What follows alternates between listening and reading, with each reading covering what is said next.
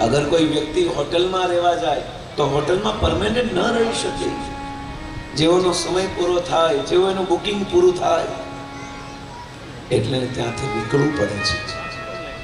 એમાં સંસાર રૂપી જગતમાં હું ને તમે બધા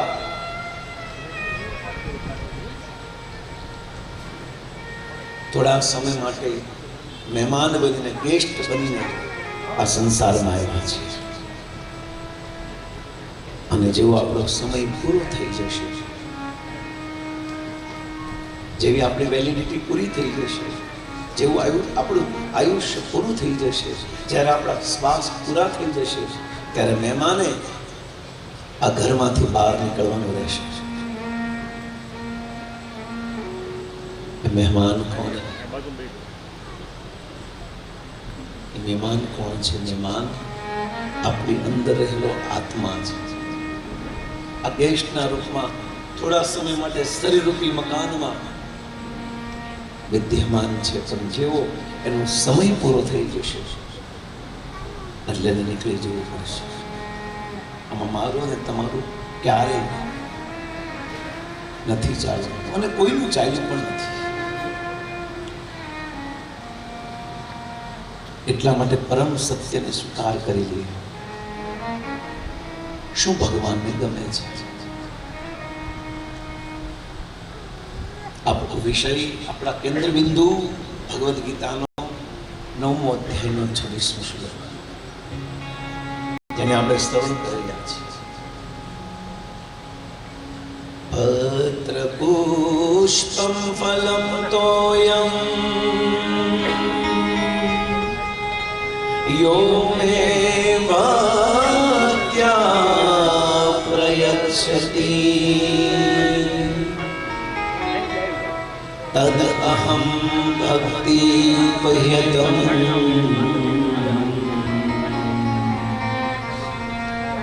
અસ્નામી પ્રયત્મનઃ। એક વાર અમારી સાથે આપણે પણ એક વાર આ શ્લોક મારી પાસે બધા પત્રમ પુષ્પમ ફલમ તોયમ યો મે ભક્ત્યા પ્રયચ્છતિ તદ અહમ ભક્તિ ઉપહ્યતમ અસ્નામી પ્રયાત્મનઃ। પત્રમ પુષ્પમ ફલમ તોયમ પત્રમ પુષ્પમ ફલમ તોયમ યો મે ભક્ત્યા પ્રયચ્છતિ યો મે ભક્ત્યા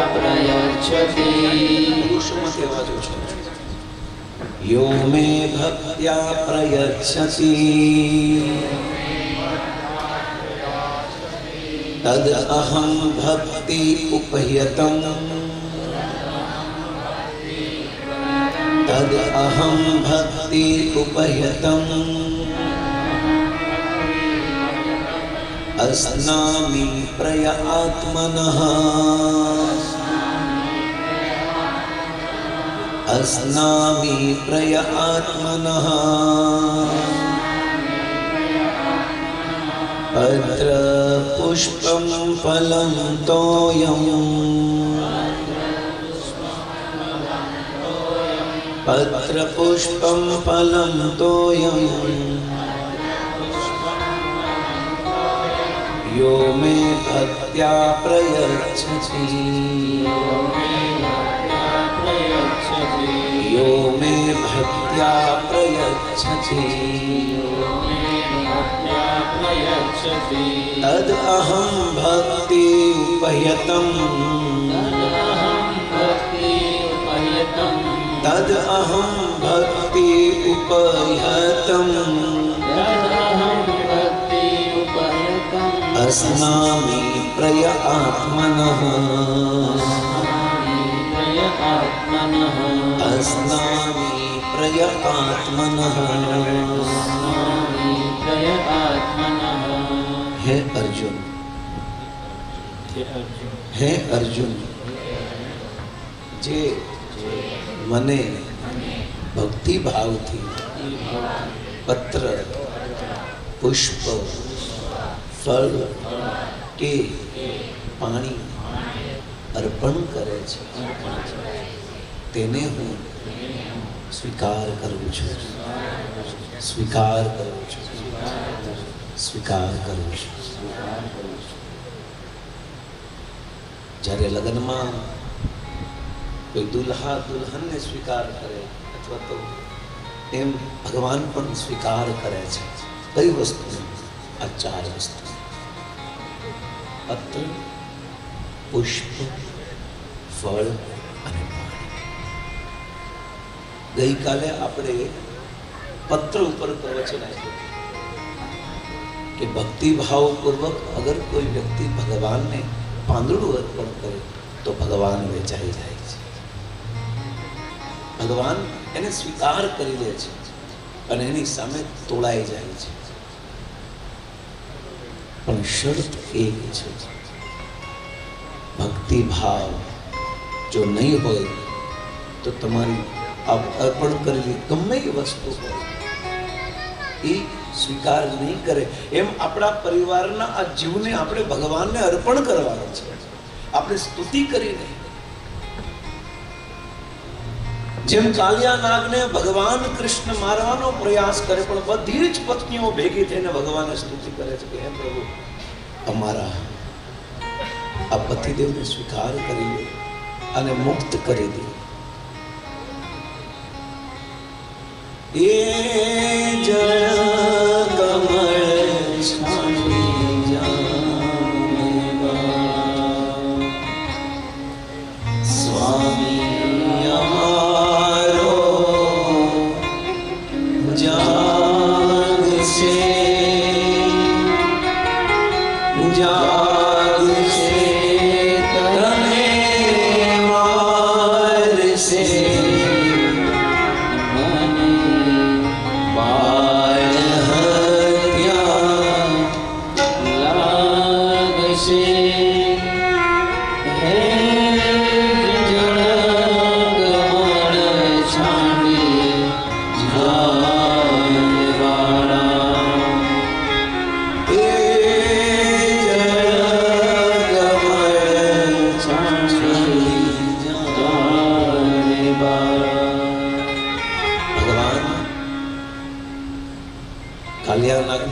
કરવા માટે તૈયાર થયા પણ એટલી સુંદર સ્તુતિ કરી છે.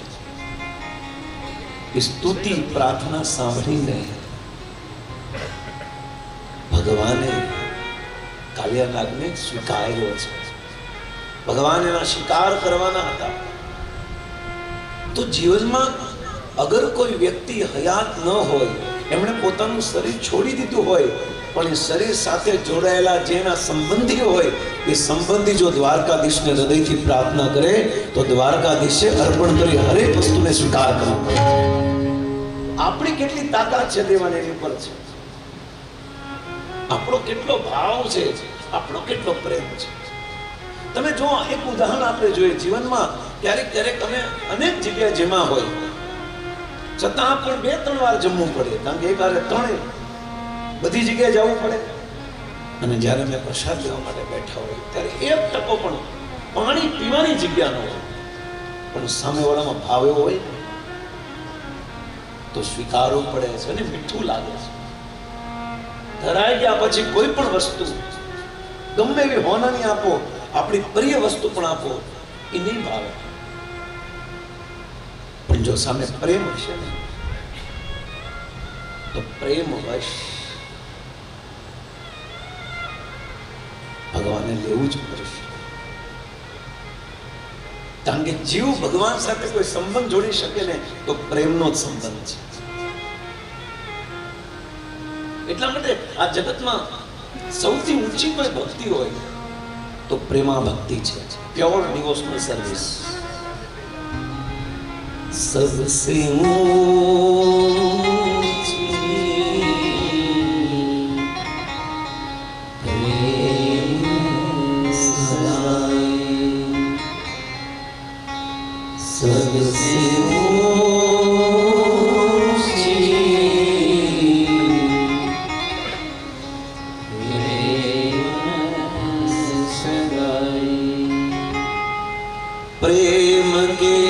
वश अर्जुन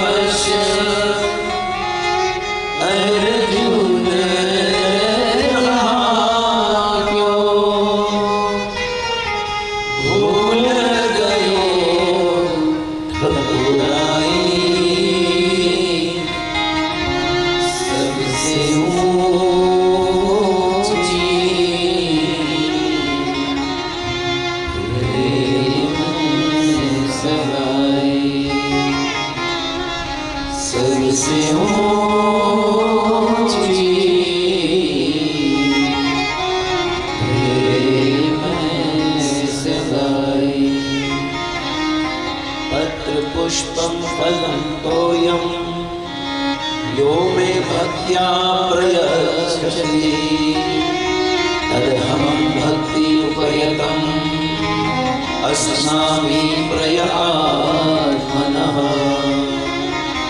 जग्या નથી પણ પ્રેમ હોય ને તો સ્વીકારી લે છે ભગવાન. એમ આપણા ઘરના સભ્યને અને મારે તમારે હૃદયથી સ્તુતિ કરવાની છે. કોઈ શોકપૂર્ણ નહીં પણ પ્રેમપૂર્ણ, કોઈ પીડાપૂર્ણ નહીં, પીડાથી સ્તુતિ નથી કરવી, શોકથી નહીં, દુઃખથી નહીં, અશાંતિથી નહીં, પણ પ્રેમથી. રોવાથી, પીડા થવાથી, દુઃખી થવાથી, અશાંત રહેવાથી જીવ ગયેલો પાછો નહીં આવે, પણ હા એને પ્રેમ કરી શકાય છે. કારણ કે કૃષ્ણને સૌથી વધારે કોઈ પ્રિય હોય તો સ્તુતિ છે, પ્રાર્થના છે. અને પ્રાર્થનામાં પ્રેમની સુગંધ ભળે તો એ સુગંધને સૂંઘતો સૂંઘતો ભગવાન પણ પોતાનું ધામ છોડીને આપણા ઘરમાં દ્વારકાધીશ પધારે. પ્રેમની સુગંધ તો આપણી ઉપર છે. આ પ્રેમ જો પ્રગાઢ હો જાયેગા, આ પ્રેમ પ્રગાઢ થઈ જશે તો પ્રેમ રૂપી માખણ આપણા હૃદયમાં બહાર નીકળશે. કારણ કે હરિનામના મંથનથી આપણા હૃદયને જ્યારે મથવામાં આવે, સ્તુતિ કરતા કરતા, ભગવાનનું નામ લેતા લેતા જ્યારે આપણું હૃદય મંથન થાય, એને મથવામાં આવે, એનું મંથન કરવામાં આવે, ત્યારે અંદર માખણ રૂપી પ્રેમ પ્રગટ થાય છે. અને આ પ્રેમને, આ માખણનો ચોર છે કૃષ્ણ. ભગવાન માખણનો ચોર નતો. જેના ઘરમાં 9 લાખ ગાય હોય એને કોઈ માખણ છાસ દૂધની જરૂર ન હોય, પણ ભગવાન માખણના બહાને પ્રેમથી અર્પણ કરેલું એ માખણને ભગવાન લેવા જાય છે. અવાજ કરે તો લાખો કરોડો લોકો આમ લાઈન લગાડી દે માખણ કૃષ્ણ માટે, પણ ભગવાન મક્ખન ઉનકે ઘર મેં ही ખાતે हैं. જેનું હૃદય પણ માખણ જેવું હોય, જેનો પ્રેમ પણ માખણ જેવો હોય, અને જેનો સ્વભાવ પણ માખણ જેવો હોય, આ માખણ હશે તો નિશ્ચિત ભગવાન. સાધુ હૃદય નવ નીત સમાના, સાધુ હૃદય નવ નીત સમાના. એક ચીજ યાદ રાખો, આ જગતમાં કોઈ પણ વસ્તુ ઠાકુરજીને આપી હશે તો એક કન્ડિશન અપ્લાય કન્ટિન્યુ છે, રેગ્યુલર છે, એમાં કોઈ ફરક નહીં પડે. એક શરત છે, અને શરત પ્રેમ છે. આ પ્રેમથી સમર્પિત કરેલી. એટલા માટે ગીતાના 9મા અધ્યાયના 26મા શ્લોકમાં 64 કરોડ સૈનિકોની મધ્યમાં ભગવાન અર્જુનને માધ્યમ બનાવીને મને તમને બધાને એલાન કરે છે, એ સુન લો, દુનિયાના લોકો સાંભળો. પહેલા તો સૌથી નાની વસ્તુ તમારી પાસે માંગુ છું, જે બધા વ્યક્તિ આપી શકે, પણ એની સાથે એક શરત આપું છું, કન્ડિશન આપું છું કે પ્રેમા ભક્તિ ત્યારે પણ આપું છું. પુષ્પ कल पत्र के विषय में सुना, आज આપણે પુષ્પના વિષયમાં સાંભળ્યું. ફૂલ अगर कोई व्यक्ति ठाकुर जी ने पुष्प प्रेम અને ભાવથી અર્પણ કરે તો ભગવાન સ્વીકાર કરી લે છે.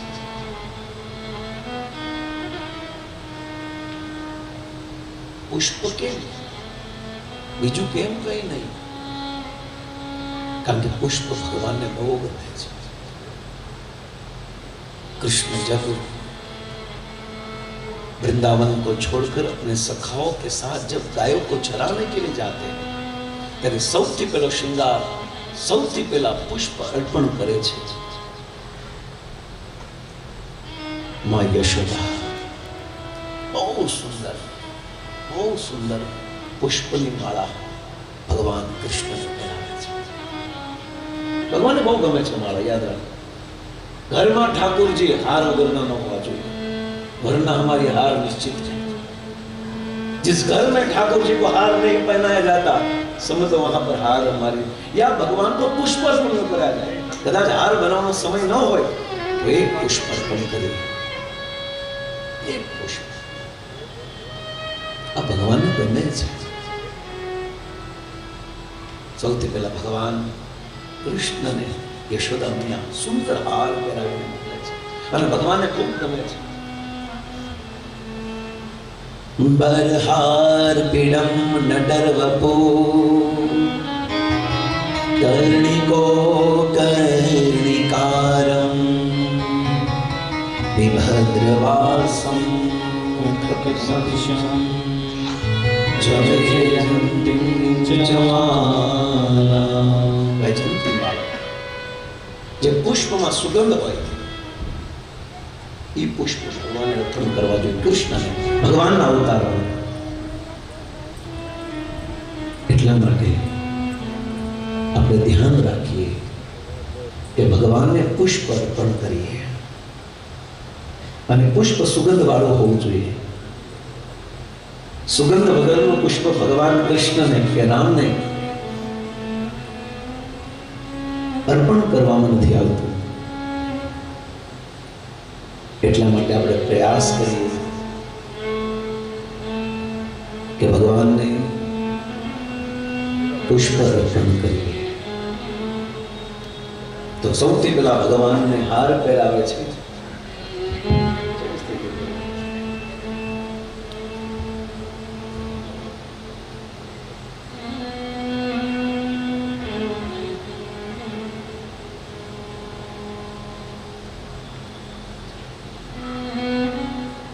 वेणुकवन्तमरविन्ददलायताक्षम् बर्हार्वतं समसितं बुधसुन्दराङ्गम् कन्दर्पकोटिकमनीयविशेषशोभम् गोविन्दमादिपुरुषं तमहं भजामि. भगवान ने સૌથી પહેલા યશોદા મૈયા હાર પહેરાવે છે અને હાર પહેરાવ્યા પછી જેવા ભગવાન યશોદા મૈયા જ્યારે પુષ્પ આપે છે, પુષ્પની માળા અને હાથમાં ટિફિન આપે છે અને જેવા એના સખાને મળવા જાય એટલે સૌથી પહેલાના સખા શું કરે છે? હાર કાઢી નાખે છે, આ ફૂલનો હાર કાઢી નાખે છે અને સખા બીજી રીતે પોતાનો બીજો હાર પહેરાવે છે. પણ ભગવાનનો એક મિત્ર જ્યારે એને હાર પહેરાવે તો બીજા મિત્રને લાગે આની કરતા સારો હાર મારો છે એટલે પાછો એ હાર કાઢી નાખે છે, પાછો હાર પહેરે છે. ભગવાન વનમાળા હારના બહુ ભગવાન કૃષ્ણને બહુ ગમે છે પુષ્પ. એટલા માટે ભગવાને ગીતામાં કલિયુગના લોકો, એને ખબર છે કે કલિયુગના લોકો મને પરમેનન્ટ દિવસમાં 65 થી 67 હાર નહીં પહેરાવે, ઓછામાં ઓછા. ભગવાન એટલા હાર પહેરતા. જ્યાં આપણે 10, 15, 20, 25 માવા ખાઈ જતા ને, ખાઈ જઈએ છે ને, એ આપણી ખુમારી કહેવાય. આપણે માવા ખાઈએ, આપણે એમ લાગે કે આપણે માવા ખાઈ મહાન બની ગયા છે. પણ દુઃખની વાત છે, જે વ્યસન કરવું જોઈએ નથી કરતા, આ દુઃખની વાત છે. વ્યસન આ ભગવાનનો શણગાર કરો પુષ્પથી અને છોકરાઓને શીખવાડો હાર બનાવતા હતા, પુષ્પને અર્પણ કરતા. આમાં બહુ બધી તાકાત છે. ભગવાન ખાલી કહે છે મને કંઈક આપો, કંઈ પણ આપો. અને એમાં નાની નાની વસ્તુ. તમે ભાગવત વાંચશો તો ભાગવતના 10 ભગવાને શું માંગ્યું છે? ગીતામાં ભગવાને કીધું મને પત્ર આપો, પુષ્પ આપો, ફળ આપો, પાણી આપો. તો આ 4 વસ્તુ ભગવાને કીધું ને આપવાની. તો વૃંદાવનમાં મથુરા મંડળમાં એક સ્ત્રી જેનું નામ હતું પૂતના. એ 4 માંથી ન ફૂલ લઈને ગઈ, ન પત્ર લઈને ગઈ, ન પાણી લઈને ગઈ, ન ફળ લઈને ગઈ. એ વિષ લઈને ગઈ, ઝેર લઈને ગઈ. વિચારો તો બધા. ભગવાન કૃષ્ણને અર્પણ કરવા માટે ઝેર લઈને જાય છે. ભગવાન કે મેં તારી પત્ર, પુષ્પ, ફળ અને પાણી માંગ્યું અને તમને વિષ દેવા આવે છો. વાંધો નહીં, જાતિ નહીં પાછી. અહો બકીયમ સ્તનકાલ કૂટમ જિજ્ઞાસયા યયશ સાહની. બકાસુરની બેન પૂતના ભગવાન માટે ન તો પુષ્પ લઈને ગઈ, ન ફળ લઈને ગઈ, ન પાંદડું લઈને ગઈ, ન પાણી લઈને, વિષ લઈને ગઈ. પણ દ્વારકાધીશની કરુણા જુઓ તમે, કૃષ્ણની કરુણા તો જો. ભગવાન કહે છે જો હું એની સામે જોઈ લઈશ ને તો મારા આંખની અંદર એટલો પ્રેમ છે ને એ પાછી વહી જશે. મને કઈક દેવા આવી છે, ઝેર તો ઝેર સ્વીકાર કરી લઈશ. જવા ન દીધી પૂતનાને. પોતાના સ્તનો પર કાલકૂટ હલાલ વિષ લગાડીને આવી હતી 6 દિવસમાં કૃષ્ણને મારવા માટે. ભગવાને વિચાર્યું ના, ભલે એને ઓછું સંભળાવવું હશે, પાણીની જગ્યાએ વિષ સંભળાવવું છે, પણ દેવા તો આવીને. આચાર્ય પોતાની ટીકામાં લખે છે કે ભગવાન કૃષ્ણે પૂતનાને જેમાં યશોદાનું સ્થાન હતું, જેમાં દેવકીનું સ્થાન હતું ને, એ સ્થાન ભગવાને પૂતનાને આપ્યું છે. થોડું વિચારો, હું તમે કોનું ભજન કરીએ છીએ અને કોનું ભજન કરવું જોઈએ. કેટલા કૃષ્ણ દયાળુ છે. કંઈક દેવા. અને કોઈ પ્રશ્ન પૂછો કે તમને તો ઝેર દેવા આવી, યશોદા અને વસુ દેવકીને તમે માતાનું સ્થાન આપ્યું છે, ચાલો માયના. પણ પૂતના તો તમને હેરાન કરવા આવી છે, પરેશાન કરવા માટે આવી છે, તમને મારવા માટે આવી છે. તો તમે માતાનું સ્થાન કેમ આપી દીધું એને? આ તો ક્રૂર કહેવાય. આ બાળકોને મારવા વાળી કહેવાય, એને તમે આ સ્થાન આપી દીધું. શરમ લાગવી જોઈએ તમને. ભગવાન કહે છે ઝેર તો ઝેર, મને કંઈક દેવા આવી છે, હું સ્વીકાર કરી લઉં છું. જે કનૈયો ઝેર હસતા હસતા સ્વીકાર કરીને ઝેર દેવા વાળાને માનું સ્થાન આપી દે, તો ખાલી થોડું વિચારો કે જે પ્રેમ અને ભાવથી ભગવાનનું ભજન કરે ને, ભગવાન પોતાને બાજુમાં બેસાડી દે. તાકાત કૃષ્ણ. તમે જો થોડું તો બુદ્ધિનું થોડું મંથન કરીએ ને તો આ બધી કૃષ્ણની કરુણા સામે દેખાય છે. ખાલી ગાવ નહીં, એ કરુણા ના કરુણા ગાવાની જરૂર નથી. પણ સમજો, હે કરુણા ના કરનારા, હે તારી કરુણાનો કોઈ પાર નહીં. એ મારી ભૂલોના ભૂલનારા, હે તારી કરુણાનો કોઈ પાર નહીં. અહીંયા એમ ભગવાન શ્વાસ લેવા દે છે ને, આ ભગવાનની સૌથી મોટી કરુણા છે. બસ સમજી લો, આ શરીર સ્વસ્થ છે ને એ ભગવાનની કરુણા છે. ભગવાને ઓપોર્ચ્યુનિટી અવસર આપે છે કે આ શરીર તમને બેસ્ટ આપ્યું છે, ભજન કરો, ભક્તિ કરો, પણ આપણે ક્યાં ટાઈમ છે? આ સૌથી મોટી કરુણા છે ભગવાનની આપણી ઉપર. અને કરુણાથી જ ભગવાનને પ્રાપ્ત કરી શકાય છે. કેવી કરુણા છે ભગવાનની, નથી સમજી શક્યા આપણે.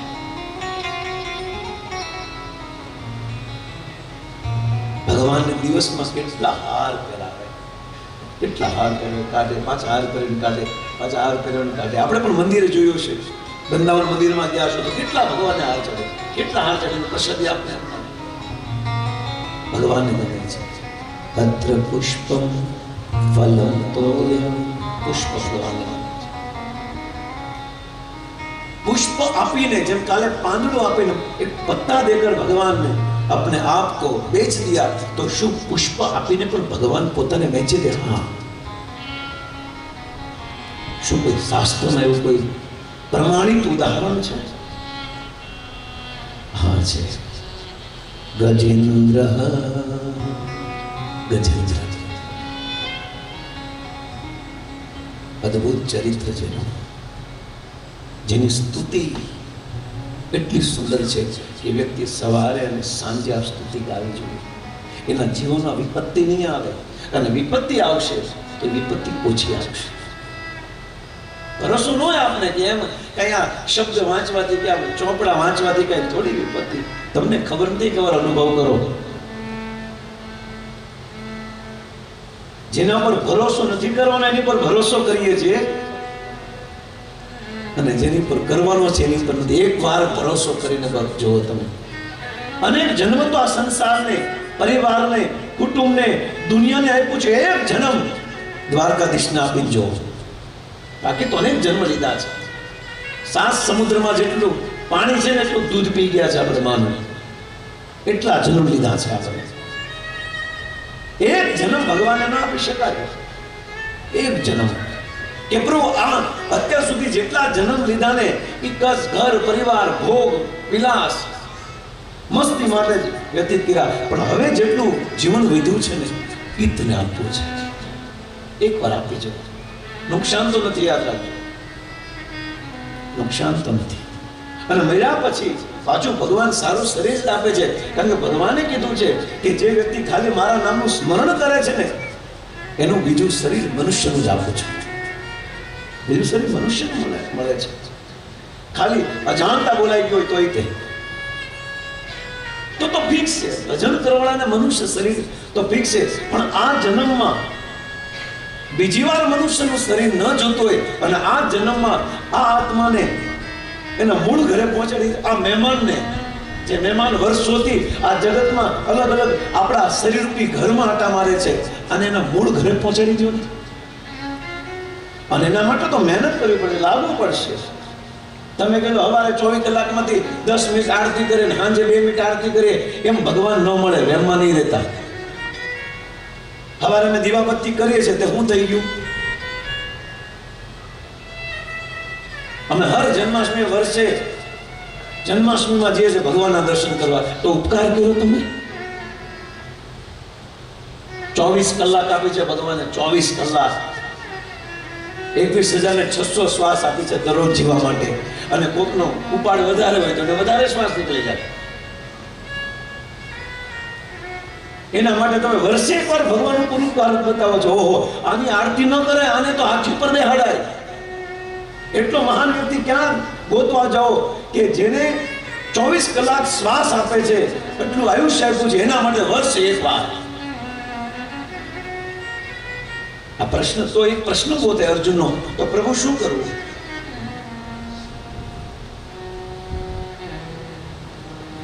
તો ભજન જ કર કરવું, ધંધો ન કરો, એ પ્રશ્ન થાય ને. અર્જુનનો માનો પ્રશ્ન છે કે તમે એમ કહો છો કે આ જ કરું તો શું, ધંધો ન કરો? ત્યારે ભગવાન કહે છે તસ્માત સર્વેષુ કાલેષુ મામનુસ્મરણ યુદ્ધ ચ મયો અર્પિતમ મનો બુદ્ધિ મામ વૈસતિ સંશય. તું કામ કર, વ્યાપાર કર, ધંધો કર, પણ મનમાં મયો અર્પિતમ મનો બુદ્ધિ, મનમાં ચિંતન મારું કર. બાકી કર તારે જે કરવું. ગજેન્દ્ર, જેનું શરીર હાથીનું હતું, જે ત્રિકુટ પર્વત ઉપર હતો, અદ્ભુત પર્વત, એની પણ મહિમા છે. પોતાના પરિવાર સાથે. અને ગજેન્દ્રના વિષયમાં એવું કહેવામાં આવ્યું છે કે ગજેન્દ્રની અંદર 10,000 હાથીનું બળ હતું. 10,000 હાથીનું બળ એક ભીમમાં હતું, 10,000 હાથીનું બળ દુશાસનમાં હતું. અને ગજ એટલે કે હાથી અને ઇન્દ્ર એટલે કે રાજા, જે હાથીઓનો રાજા છે, જેની અંદર 10,000 હાથીનું બળ એક હાથીમાં છે, અને ગજેન્દ્ર કહેવાય. ગજેન્દ્ર કહેવાય. અને પોતાના પરિવાર સાથે બહુ સરસ રીતે રહે છે, જેમ આપણે પણ પરિવાર સાથે ખૂબ આનંદ મંગલથી રહેતા હોય. એકવાર ગજેન્દ્રને ઈચ્છા થઈ કે ચાલો ને આ પરિવારને કંઈક ફરવાની જાય. જે ઉનાળો આવે ને આપણે કેમ બહાર જઈએ ફરવા માટે પરિવાર સાથે, એમ જ ઈચ્છા થઈ ગજેન્દ્રને કે હું મારા પરિવાર સાથે કંઈક ભ્રમણ કરવા જાઉં. ત્રિકૂટ પર્વતથી પોતાના પરિવારની સેના, પોતાના છોકરાઓ પત્નીઓ સાથે ભ્રમણ કરે. અને ભ્રમણ કરતા કરતા ઉનાળામાં એક સુંદર સરોવર દેખાણું, જેમાં મધુર ઠંડુ પાણી. અને તમને ખબર છે કે આ સંસારમાં સૌથી બેસ્ટ સ્નાન કોઈ કરે ને, એ હાથી છે. એ હાથી છે. હાથી જેવું સ્નાન આ જગતમાં કોઈ ન કરી શકે. તમે જોજો હાથીને સ્નાન કરતા. આપણે કરતા હશું, શાસ્ત્રમાં લખ્યું છે કે વ્યક્તિએ દિવસમાં 3 વાર સ્નાન કરવું જોઈએ. તો આપણે કદાચ 3 વાર તો નહીં, પણ 1 વાર કે 2 વાર કરતા હશે. પણ દેહમાં કથા હતી, દેહમાં 3 વાર કદાચ 1 વાર માઇન્ડ કરતા હોય તો સ્નાન. પૂછ્યું દાદા કેમ આજ નાયા નથી? ટીકડી લીધી. 10 દિવસ સુધી સ્નાન ન કરે તો મેં કીધું દાદાને ટીકડી નો કહેવાય અને ટીકડો કહેવાય. 10 દિવસ સુધી. પણ એના કપડા ભલે મેલા હતા પણ મન મેલા નહોતા. આ યાદ રાખવા જેવું છે. આપણા કપડા ભલે હારા હોય પણ મન બહુ મેલા છે. અને મન મેલા છે ને એટલે હખેથી નથી જીવી શકતા. આ ગજેન્દ્ર પ્રસન્ન હતો, બહુ પ્રસન્ન હતો. અને મન પણ કદાચ એનું શુદ્ધ હશે, અને જેનું મન હોય ને એનો પરિવાર પણ શુદ્ધ હોય, આનંદમાં રહી શકાય.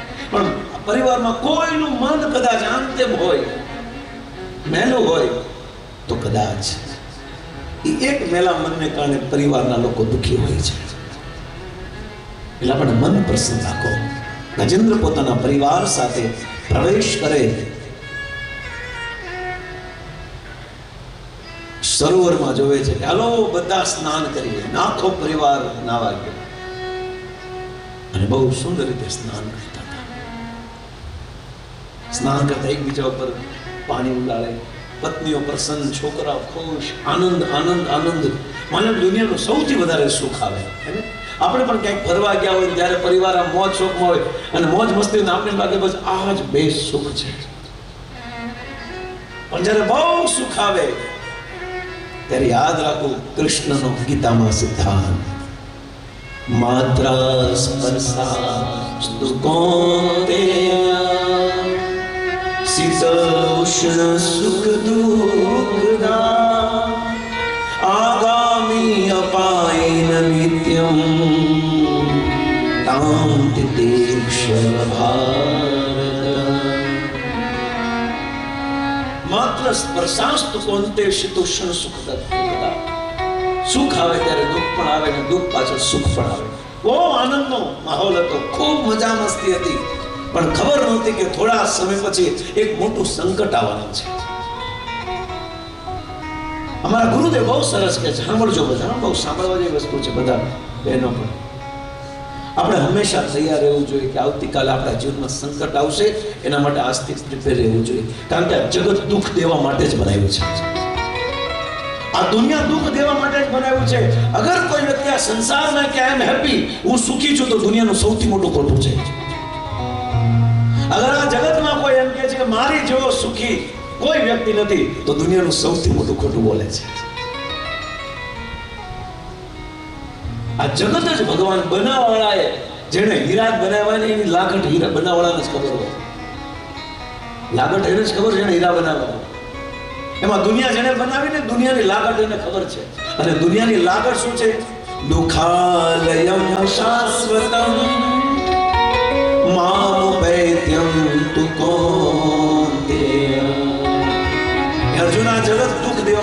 છે. કેમ દુઃખ દેવા માટે? જેલમાં કોઈ સુખી હોય? હા, સુખી હોય. કોકને એસી જેલ હોય એમાં સુખી હોય. કોઈને પંખા વાળી જેલમાં રાખ્યું હોય તો એને આનંદ હોય. કોઈ પંખા વગરની, પણ છે તો બધા જેલમાં છે. એમ હું તમે બધા જેલમાં છીએ. કોઈને હારા બંગલા વાળી જેલ મળી છે, કોઈને ફાર્મ હાઉસ વાળી જેલ મળી છે,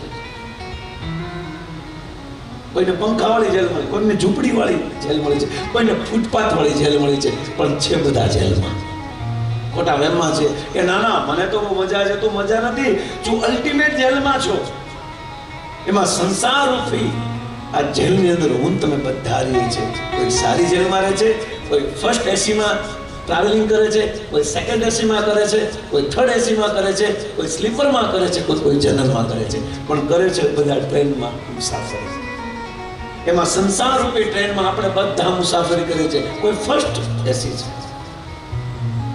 કોઈ સેકન્ડ એસી છે, 2 ટાયર એસી, કોઈ 3 ટાયર એસીમાં છે, તો કોઈ સ્લીપરમાં છે, એસી વગરમાં છે, કોઈ જનરલમાં છે, પણ છે બધા ટ્રેનમાં. ફેસિલિટી ખાલી આમ તેમ છે. એમાં સંસારમાં કોઈ વ્યક્તિ સારી પોસ્ટમાં છે, સારા ઘરમાં રહેતા છે, કોઈ મીડિયમ ઘરમાં, કોઈ નિમ્ન ઘરમાં, પણ છે બધા જગતરૂપી ટ્રેનમાં. અને ટ્રેનમાં બેઠા પછી મુસાફરી કર્યા પછી હારો નાસ્તો લાવ્યો હોય, જ્યાં સુધી ખૂટે ન હોય ત્યાં સુધીનો જ મજા આવે, પછી નો આવે. એમાં જગતની મુસાફરી કરવા આપણે નીકળ્યા છીએ, યાત્રામાં નીકળ્યા છીએ આપણે. અને યાત્રામાં ક્યારે કોઈ વ્યક્તિ તૈયારી કરીને ભલે નીકળ્યા હોય, પણ એ ખૂટે પછી તો દુઃખ જ છે.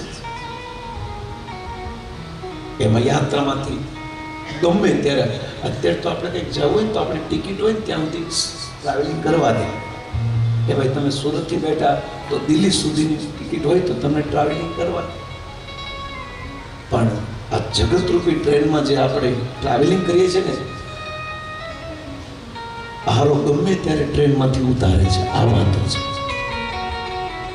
આનો માલિક જે છે, માલિક દ્વારકાધીશ કૃષ્ણ ગમે ત્યારે ઉભા એ ઉતરો. પણ હવે અમારી ટ્રેન તો અમારે તો જે ઘણું ભલે જે હોય ઉતરવું જ પડે છે, કાંઈ હાલતું નથી. એમ ગજેન્દ્ર પોતાના પરિવાર સાથે બહુ મોજ મસ્તીમાં છે, પણ એને ખબર નથી કે વિઘ્ન આવવાનું છે. જીવનમાં હંમેશા તૈયાર રહ્યો, હંમેશા તૈયાર રહ્યો કે આવતીકાલે કંઈ પણ થાય એનો સામનો કરવા માટે આપણે તૈયાર રહીએ, પ્રિપેર રહીએ. કારણ કે ગમે થઈ શકે છે, જે વિચાર્યું ન હોય એવું થઈ શકે છે. એટલા માટે જીવનની હરેક પરિસ્થિતિનો સામનો કરવા માટે આપણે હંમેશા 24 કલાક તૈયાર રહેવું જોઈએ. ગજેન્દ્ર કદાચ હશે કે નહીં ખબર નથી, પણ ગજેન્દ્ર પોતાના પરિવાર સાથે ખૂબ મોજ મસ્તી કર્યો છે. એવામાં એ જ સરોવરની અંદર એક મગર પ્રવેશ કરે છે. અને મગરે પ્રવેશ કર્યા પછી સીધો હાથીનો પગ પકડી લે છે. હવે સમજો તમે કે ગજેન્દ્ર બહુ આનંદ, કેમ આપણે આનંદ જ કરતા હોય, મોજ મસ્તી કરતા હોય, અને એમાં વચ્ચે મગરે હાથીનો પગ પકડી લીધો તો હાથી વેમમાં હતો. હવે એ તો હશે કઈ, એને ખબર નથી જે મને મારો પગ પકડ્યો છે ને ખબર નથી કે હું શું ચીજ છું. 10,000 હાથીનું બળ મારામાં છે, હમણાં થોડોક વાર પગ પકડીને આમ કરીશ ને એટલે ઉડી જાય, વિયો જાય. આમ વેમમાં, જેમ આપણે વેમમાં છીએ એમ. આ ગજેન્દ્ર કોઈ નથી, ગજેન્દ્ર આપણે છે. આ કથા આપણી છે. જેમ ગજેન્દ્રનો પરિવાર એમાં આપણો પરિવાર છે. જેની ખુશીમાં આપણી ખુશી છે, જેના દુઃખમાં આપણું દુઃખ છે. અને એને ખુશ કરવા માટે આપણે આખું જીવન તૂટીએ છીએ અને કંઈક બહાર લઈ જઈએ છીએ, પણ એને ખબર નથી આ કાળરૂપી મગર ગમે ત્યારે પકડી લેશે. હાલાકી પકડેલો છે પગ તો. આ કાળરૂપી મગરે મને તમને બધાને પકડેલા તો છે. એમાં જ ગજેન્દ્ર સ્નાન કરે, એને ઓલા પગ પકડ્યો તો થોડી વાર એમ લાગ્યો કે આપણે આમ કરીશ ને જીવ જશે. આપણે હંમેશા કોઈ પણ વસ્તુ છે હળવું લઈએ છીએ, પણ ખબર નથી ત્યારે વધારે બની જાય છે. આપણે એમ સમજીએ છીએ કે માવા ખાવાય તો કાંઈ વાંધો નહીં, હજી નથી મૂકી શકતા. બોલો, અહીંયા કેટલી કથા થઈ તો મરદના ફાડી હજી માવા નથી મૂકતા.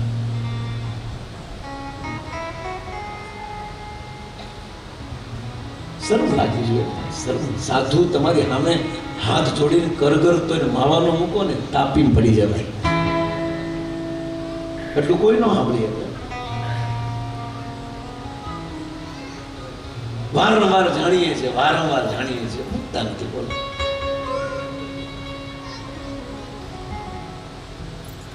શરમ. હકીકતમાં આ વ્યસન મૂકવા જોઈએ, આપણા માટે નથી. કારણ કે આ છે ને, આની પર આખું પરિવાર ટેક્યું છે, આખું પરિવાર ટેક્યું છે. આફ્રિકાના યજમાની કથા કરી હતી ને, ત્યારે જ્યારે કથા પૂરી થઈ ત્યારે અનુમોદન કર્યું. વ્યક્તિ બહુ એટલે બહુ મોટો માણસ, એને એ જ યજમાન હતા. એને કથા પૂરી થઈ કે મારે બોલવું છે, ત્યારે એને બોલ્યું, સાંભળજો બધા ભાઈઓ જે વ્યસન કરતા, આમાં કેટલા લોકો વ્યસન કરે છે? હાથ ઊંચો કરે. કોઈ નહીં. બસ તમારી વાત નથી. આપણે બધા દૂધથી ધોયેલા છીએ. આપણે થોડા વ્યસન કરીએ. આપણા બાપ દાએ થોડું વ્યસન કરવાનું શીખવાડ્યું છે, સત્કર્મ કરવાનું શીખવાડ્યું છે, ધર્મ કરવાનું શીખવાડ્યું છે.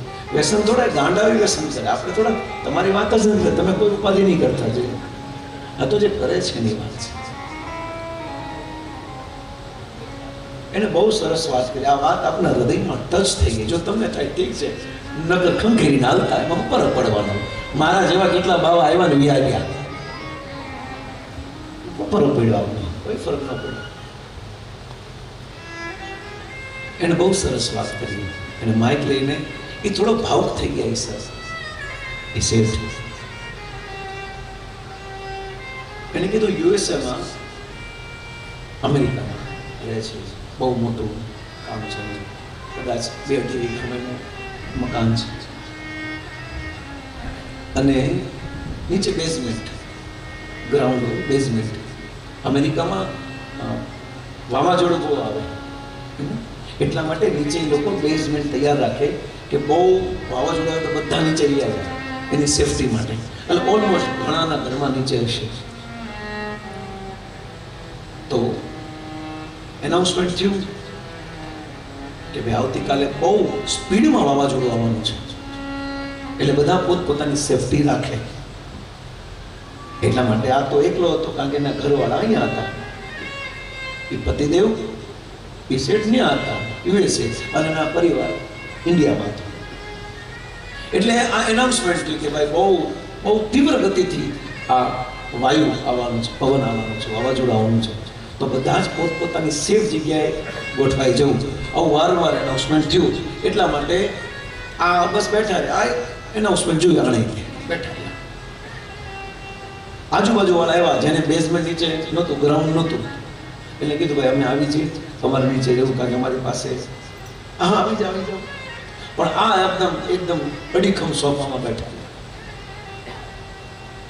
અને ભયંકર વાવાઝોડું. એને જોયું બધું, આમ લાઈ બધું, કે પતરા પણ વળી ગયા. સમજો ને, આવું વાવાઝોડું.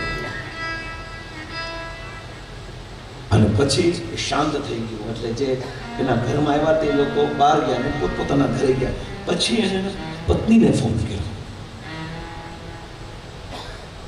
એ ભયંકર વાવાઝોડા એવું આમ બેઠો રહ્યો, મને કાંઈ નથી.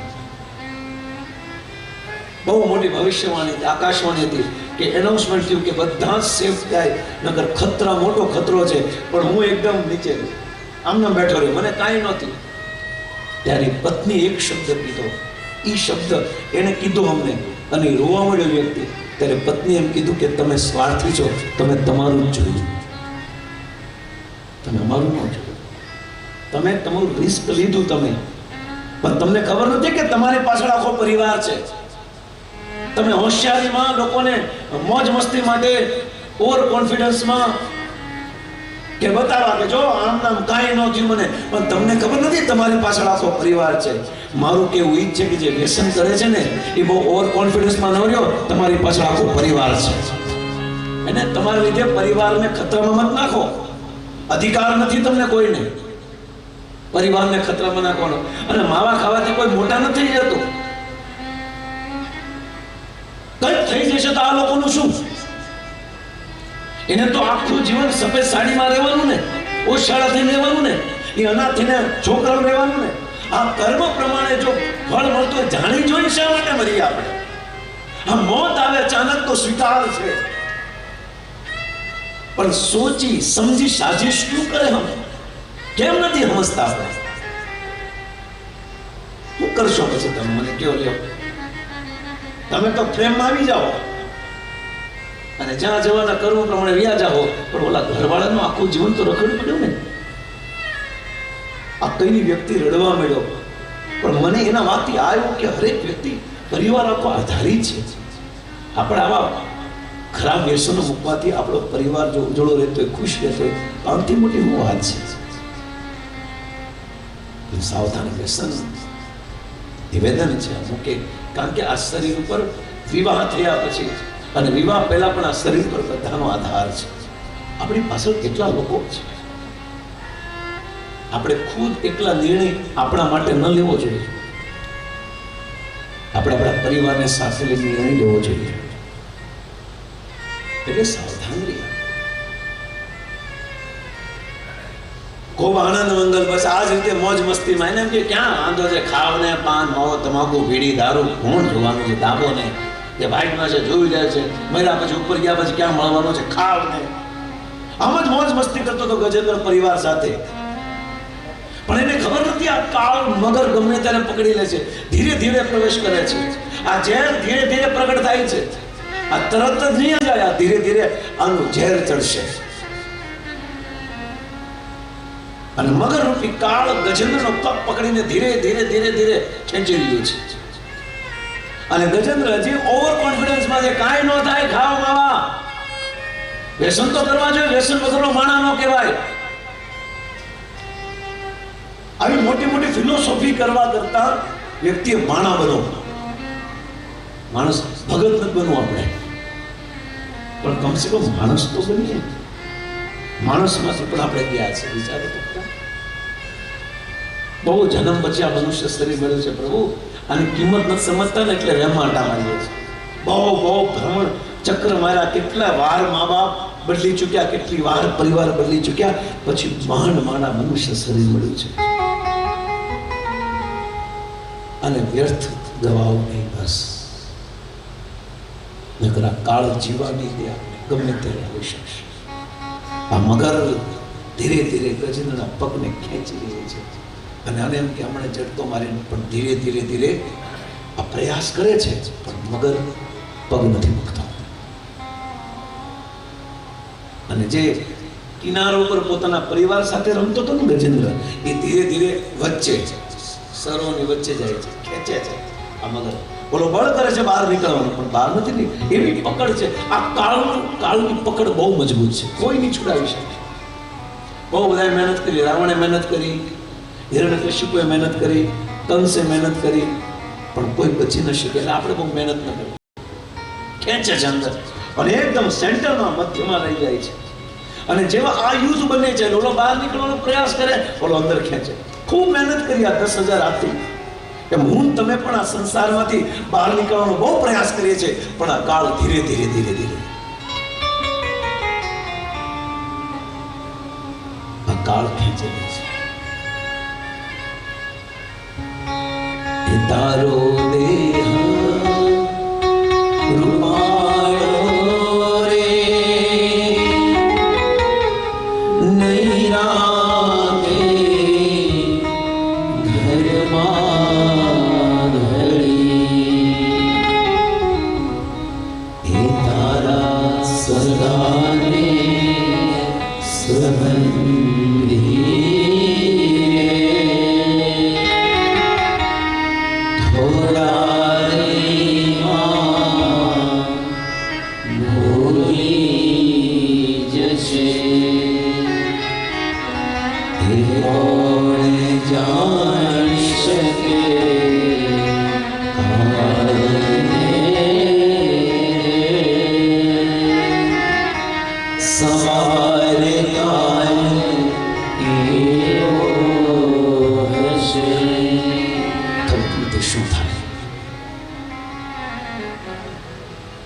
જેના માટે જીવીએ છીએ ને કોઈ આપણી હારે નથી. આ સ્પષ્ટ જાણી લો, સમજી લો, ગમે કે ન ગમે વાત. જેના માટે આખું જીવન જીવ્યા છે કોઈ આપણી હારે નથી રહેવાનું. થોડા સમય માટે લોકો યાદ કરશે, પછી ગમે એવું છે બધું ભૂલી જશે. એ બહુ મોટા લગ્ન હોય, એ બહુ મોટું રિસેપ્શન હોય, એ બહુ મોટા વરઘોડા હોય, જે હોય, આ લોકો લોંગ ટાઈમ કોઈ યાદ નથી કરવાનું, બધા ભૂલી જશે. પણ આપણે જઈશું ને ત્યારે એક જ વ્યક્તિ આપણી વસ્તુને સ્મરણ કરશે, અને ભગવાન છે.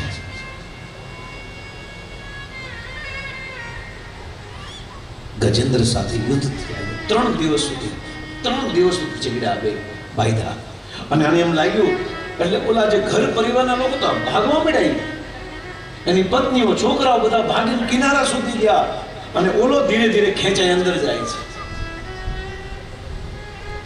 કારણ કે મોત બધાને કોઈ નથી ગમતું, જીવન બધાને ગમે છે. અને જ્યારે ગજેન્દ્ર જાય અને બધા છોકરાઓ પત્નીઓ બધા ભાગ્યા કે ભાગો ભાગો ભાગો, આપણે પણ મરી જઈશું, ડરથી બધા ભાગ્યા. ગયા તો ગજેન્દ્રએ કીધું કે જાઓ તમે બધા ગાવ્યા જાઓ. આ પરિસ્થિતિ સર્જાણી. અને ત્યારે આની ઉપરથી ખબર પડે કે આ જગતમાં કોઈ આપણું નથી. બસ આ બધા સંબંધ સ્વાર્થના સગા છે. આ બધા સ્વાર્થના સગા છે, જેને આપણે માનીએ છીએ કોઈ આપણા નથી. આપણે લાગે છે આપણા, પણ આપણા નથી. થોડા સમય માટે રહેશે. એટલા માટે સત્સંગમાં જવાડો શિષ્યના ગુરુને કહે છે કે પ્રભુ, ગુરુજી મને બહુ સત્સંગમાં મજા આવે છે, આનંદ આવે છે, બસ મારે આ જીવન સત્સંગ સાંભળવા છે. પણ ધીરે ધીરે ધીરે જ્યારે એના વિવાહ થઈ ગયા, સંતાનો થઈ ગયા, એટલે સત્સંગ મૂકી દીધું. અને સત્સંગ મૂકી દીધા પછી બહુ વર્ષો પછી પાછો શિષ્ય ગુરુને મળે છે, અને ગુરુજીને કહે છે, ગુરુજી ખોટા હલવાડ્યા હતા સત્સંગમાં અમને. તમને હું ખબર કે આ સંસારમાં, પરિવારમાં, કુટુંબમાં કેટલી મોજ મસ્તી છે. આ કાન વગરના બેહાડ દીધા અમને અહીંયા સત્સંગમાં, કે સત્સંગ કરો, મંગળ આરતીમાં જાઓ, માળા કરો, ગીતા વાંચો, ભાગવત વાંચો, રામાયણ વાંચો, અને વાતો ન કરો. એ વાતો કરે મારું ધ્યાન વધે છે. તેનો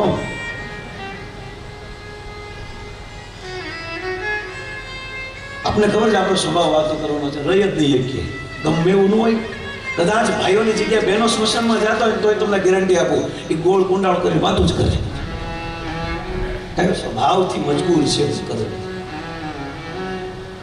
પણ જ્યારે આપણા હિતની વાત થતી હોય, જ્યારે આપણા માટે વાત થતી હોય, આપણી આત્માની વાત થતી હોય ને, ત્યારે વ્યક્તિ સાયલન્ટ રહેવું જોઈએ. કારણ કે આ સમય એવો છે કે ધ્યાનથી સાંભળવાનો અઘરું છે.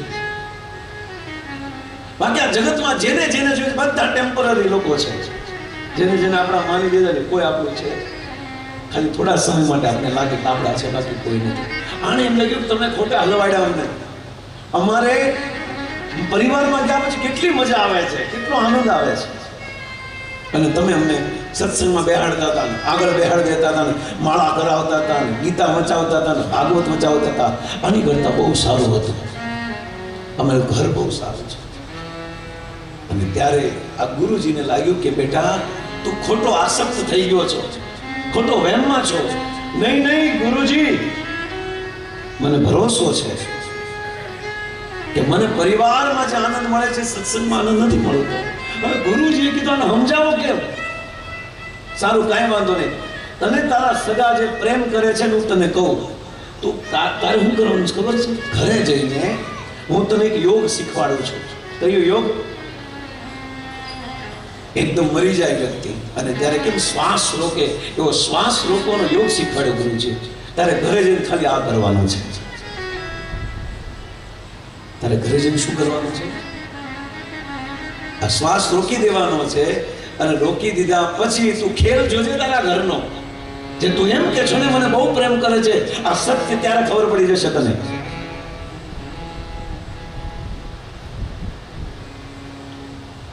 અને આ વ્યક્તિ ઘરે જઈને શ્વાસ રોક્યો અને શ્વાસ રોકતા જ ઘરવાળાને એમ થયું કે ગયો અને પોતાનું શરીર છોડી દીધું. એટલા માટે બધા દુઃખી થઈ ગયા અને દુઃખી થઈ વૈદ્યને બોલાવ્યા, ડોક્ટરોને બોલાવ્યા કે કૃપા કરીને આને શું થયું કયો. અને જ્યારે જોયું ત્યારે ડોક્ટરે કીધું કે ખલાસ થઈ ગયો છે અને શ્વાસ બંધ થઈ ગયા છે. અને આખો પરિવાર, આખો ઘર રોવે છે. અને રોયા પછી એમાંથી કોઈ એક સારો વ્યક્તિ તો એને કીધું, આનો જે ગુરુ છે ને બહુ પાક્કો ગુરુ, સમર્થ ગુરુ છે. આ ગુરુ એવો છે કે મરેલા વ્યક્તિને પણ જીવિત કરે. તો એના ગુરુને બોલાવો. અને એના ગુરુ, આ ગુરુ આવ્યો, આ ચેલાનો ગુરુ આવ્યો.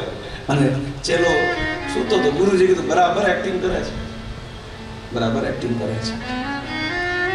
અને પછી ગુરુજીએ હાથ જોયો, કેમ લાગે છે અમારો દીકરો, અમારો ઘરનું એક જે ઘણું આ છે એની વગર એનો અમારો સહારો આ છે, કેમ અમે જીવશું? એ ગુરુજી તમે સમર્થ એને જીવતો કરો. અને ત્યારે ગુરુજી કીધું કે એક પ્રાણ તો છોડી દીધા છે, પણ એક ચાન્સ છે હજી, જાને જીવતો કરવો એ તો. ગુરુ કે તમારા પરિવારમાંથી કોઈ એક વ્યક્તિ પોતાના પ્રાણ આપશે ને તો આ જીવતો થાય. ત્યાં તો બધા મુઠ્ઠી વાળે મામા કરવા મળ્યા. કેમ સત્સંગનું નામ પડતા બગા ખાવા મળે, ભાગવા મળે, એમ જ. માળા લેવાનું નામ કે ત્યાં તો ઊંધા ભાગે, ક્યાં દેખાય નહીં આપણે. એટલે આગળ બેઠો તો ક્યાં આવી ગયો?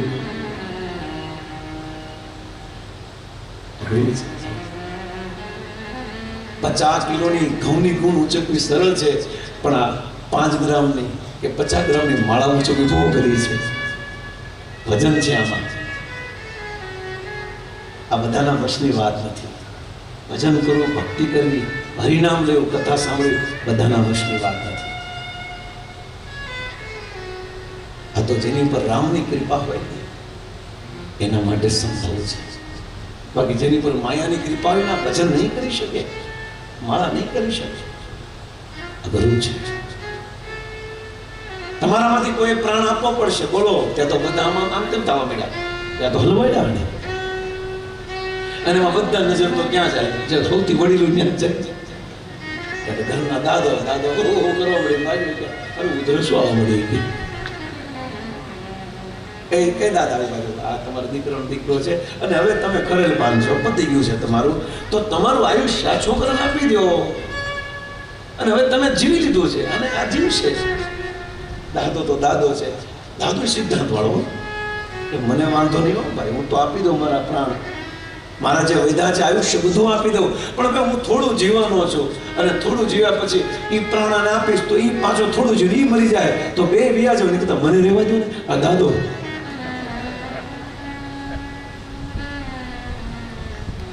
દાદી માની કીધું, બા કે દાદા વગર તું રહે જ નો શું લે. દાદા હામું જો બિચારો દૂધ હાટું ભાખરી એટલું રોતો થાય, લાય કે પાપડ જેવી રોટલી ખવડાવતો હતા. આ બા કે દાદા વગર નહીં રહી શકું. દાદા મનમાં વિચાર કરતી, અરે હા પાડી હોત તો હું સુખી થઈ ગયા. ઘરના બધાને પૂછો કેમ છે, ના કેમ છે, ના બધાએ ના પાડી. ઘરના જ લોકો ઓલો હું તો બધું જોવે, સાંભળે કે આ જો મને કેટલા બધા પ્રેમ કરે છે. અને પછી તમે કોઈ તૈયાર નથી તમારા આ ઘરના સભ્યને પ્રાણ દેવા માટે.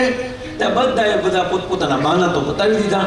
પછી ગુરુએ કીધું કાંઈ વાંધો નહીં, આ ચેલો તો મારો છે ને હું મારા પ્રાણ આપીશ.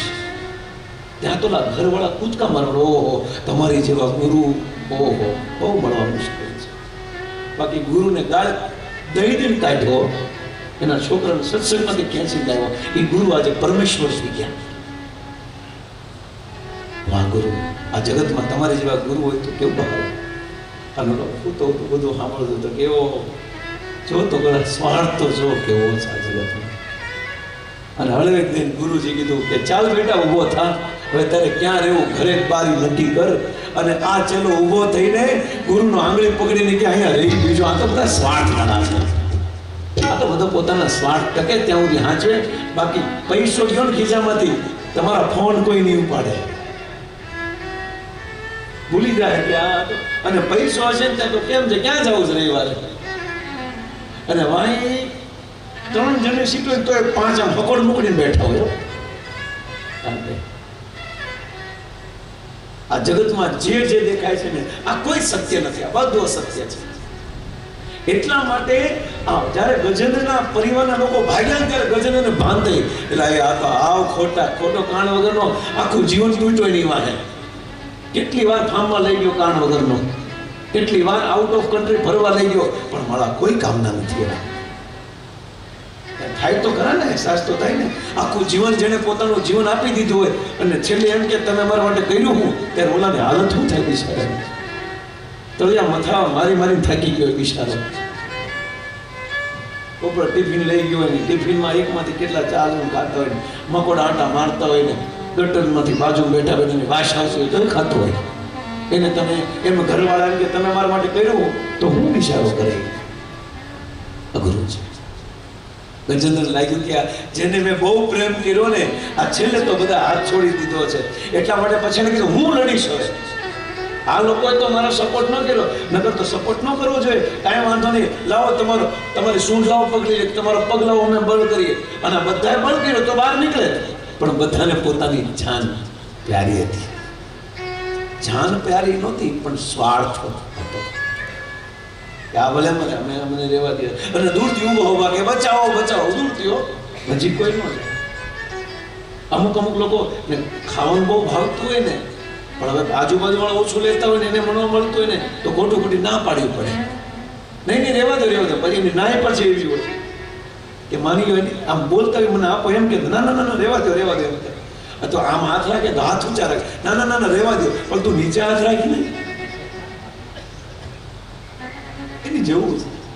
આ બધા ખાલી દેખાવના છે. બાકી કોઈ આ જગતમાં દ્વારકાધીશ સિવાય કોઈ હગો નથી. બાકી બધા સ્વાર્થી છે, બધા તૂટી જવાના સંબંધ. ગમે એટલા જેટલા ગાઢ બાંધશો ને, એટલો સંબંધ તૂટતા દુઃખ લાગશે. એટલે સમજી જાઓ, જેટલો સંબંધ ગહરો, જેટલી આસક્તિ વધારે, એટલો દુઃખ વધારે. અને ગજેન્દ્ર બે ફાઇટ કરે, લડે, પણ હવે આવલા આગા જાય. હવે ગજેન્દ્ર બળ કરવાનો પ્રયાસ કરે, પણ ધીરે ધીરે મગર ખેંચતો જાય. મગર ખેંચે છે નીચે, ધીરે ધીરે નું અડધું શરીર અંદર આવી ગયું. અને સૂંઢ વધી, અને સૂંઢ જ્યારે વધીને ત્યારે આ ગજેન્દ્ર ગયા જન્મનું યાદ આવ્યું. આ ગજેન્દ્ર ગયા જન્મમાં ઇન્દ્રધૂમ નામનો રાજા હતો. અને આ રાજાએ શું કર્યું કે ભગવાનની સેવા પૂજા કરતો હતો. એવામાં સાધુ આવ્યો. જો એક અપરાધ કેવો નડે છે, સંતોને યાદ રાખજો. આ ઇન્દ્રધૂમ રાજા ઠાકોરજીની સેવા કરતો હતો, અને સેવા કરતા કરતા ગુરુજી આવ્યા. એને ખબર છે ગુરુજી આવ્યા, પણ એને ધ્યાન ન આપ્યું. જો આ સૌથી મોટો અપરાધ છે આપણા ઘરે, સાધુ સંત ગુરુજન વૈષ્ણવ આવે અને આપણું જો ધ્યાન ન જાય, તો આપણી જેવો મોટો અપરાધી કોઈ નથી. એને ખબર છે અમુક જો સાધુ આવ્યા તો આમ ન જોઈએ, એને ખબર છે આવ્યા છે તો એ હારું બોલાવવા પડશે. એને આવું થાય. હું મારા સ્ટેટસને કેમ ડાઉન કરું? આ સાધુ કરતા તો મારે બહુ બધું છે, એટલે મને હું બોલાવું હોય ને, એટલે આમ નજર આમ ફેરવી નાખી. એમાં જ આ ઇન્દ્રધૂમ રાજાએ કર્યું. આ રાજા સેવા પૂજા કરતો ઘરમાં, અને સાધુ આવ્યો ને, તો એને ખબર હતી સાધુ આવ્યો, ધ્યાન આપ્યું જ નહીં. અને પછી જ્યારે એના સેવકોએ કીધું, મહારાજ સાધુ વૈષ્ણવ આવ્યા છે. ઓહો, લે તમે એટલા અપરાધને કારણે અને હાથી બનવું બધું રાજા. આટલો અપરાધ કર્યો ને આ ઇન્દ્રધૂમ રાજા, એટલો અપરાધ કર્યો એના કારણે હાથી બનવું પડ્યું. વિચાર કેટલો અપરાધ. એટલા માટે ગંગા સતી પાનબાઈ કહે છે, સાધુ જીવનની સૌથી મોટી બહાર નીકળવાની કડી છે. સાધુ આપણા જીવનનો પાસવર્ડ છે. સાધુને ગુરુ ભગવાન સુધી પહોંચાડવાનો એક બરાબર મક્કમ કોઈ સાધ્ય હોય તો એ સાધુ છે. આ સાધુ એ છે જે હાથ પકડીને આ જગતના કાળચક્રમાં ડૂબેલાને બહાર કાઢે છે. જેમ ડૂબતો હોય વ્યક્તિ, એને કોઈ હોડી ઉપર નૌકા પર બેસીને હાથ પકડીને બહાર કાઢીને પાછો બેસાડે છે, એમાં સાધુ આ ભવસાગરમાંથી બહાર કાઢવા જેવો સાધુ છે. શીલવંત સાધુ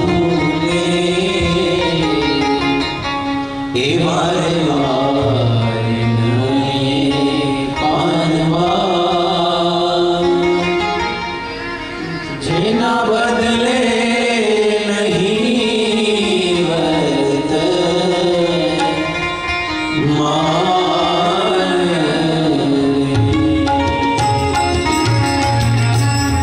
શીલવંત સાધુ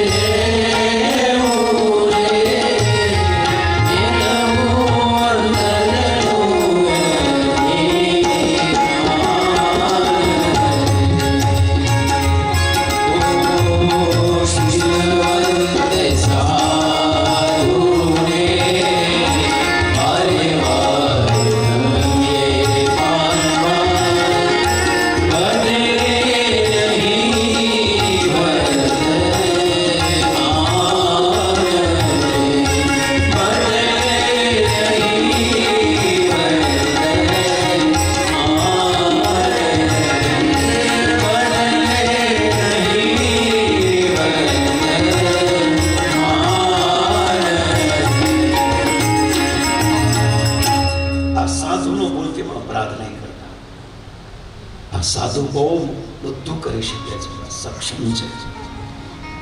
અને આ સાધુના અપરાધને કારણે ઇન્દ્રધ્રુવ નામનો રાજા હાથી બન્યો છે. આ ગયા જન્મને અને જ્યારે એ સ્તુતિ કરતો હતો, ગજેન્દ્ર સ્તુતિ કરતો હતો આ રાજા, તમે એમની અમરતા કે ગજેન્દ્ર જ્યારે મરણ શૈયા ઉપર આવ્યો ને ત્યારે ગજેન્દ્ર સ્તુતિ કરી નહીં, એની પહેલા પણ જ્યારે આ ઇન્દ્રધ્રુવ નામનો રાજા હતો ને ત્યારે ગજેન્દ્ર સ્તુતિ શીખેલો હતો. એટલે ભજન કરેલું ક્યારે વ્યર્થ નથી જતું, યાદ રાખજો. આ જગતમાં જે મેળવેલો ડોક્ટર બન્યા હશો, પણ મર્યા પછી બીજો જન્મ થશે તો ત્યાં ડોક્ટર નહીં બનો, બીજી વાર બનવું પડશે. અત્યારે કરોડોપતિ હશો, પણ બીજા જન્મમાં જ્યાં જન્મ થયો ત્યાં તમે કરોડપતિ નહીં બની શકો, તમારે બીજી વાર બનવું પડશે. ડોક્ટર બીજી વાર બનવું પડશે, એન્જિનિયર બીજી વાર બનવું પડશે. પણ આ જન્મમાં જો 10% ભક્તિ કરીએ છીએ ને તો આવતા જન્મમાં 11% ભક્તિ શરૂ થશે. એટલે જગતમાં આપણી સાથે કઈ આવા જેવી વસ્તુ હોય તો કઈ છે ભક્તિ રે કરવી. ભગવાનની ભક્તિ જ મળ્યા પછી આપણી સાથે આવશે. અને જ્યાં સુધી 100% ભક્તિ નહીં થાય ત્યાં સુધી મુક્તિ નહીં મળે. ખબર નથી કે આપણે ગયા જન્મમાં કે આ જન્મમાં કેટલા ટકા ભક્તિ કરી છે, પણ એમ જ સમજો કે બસ શરૂઆત કરી છે. અને જેવી 100% ભક્તિ પૂરી થશે ને ખબર પણ નહીં પડે ક્યારે પ્રાણ દ્વારકાધીશ ખુદ લેવા આવશે. એટલા માટે નમે ભક્ત્યા પ્રણિષ્યતિ, ભગવાન ગીતામાં કહે છે ક્ષિપ્રમ ભવતિ ધર્માત્મા શશ્વ શાંતિ નિગછંતિ કોંતે પ્રતિજાની નમે ભક્ત્યા પ્રણિષ્યતિ. હે અર્જુન, જે મનુષ્ય મારા નામનું ભક્તિ ભજન કરે છે ને એ મારા ભગતનો અને એની ભક્તિનો ક્યારે નાશ નથી થતો.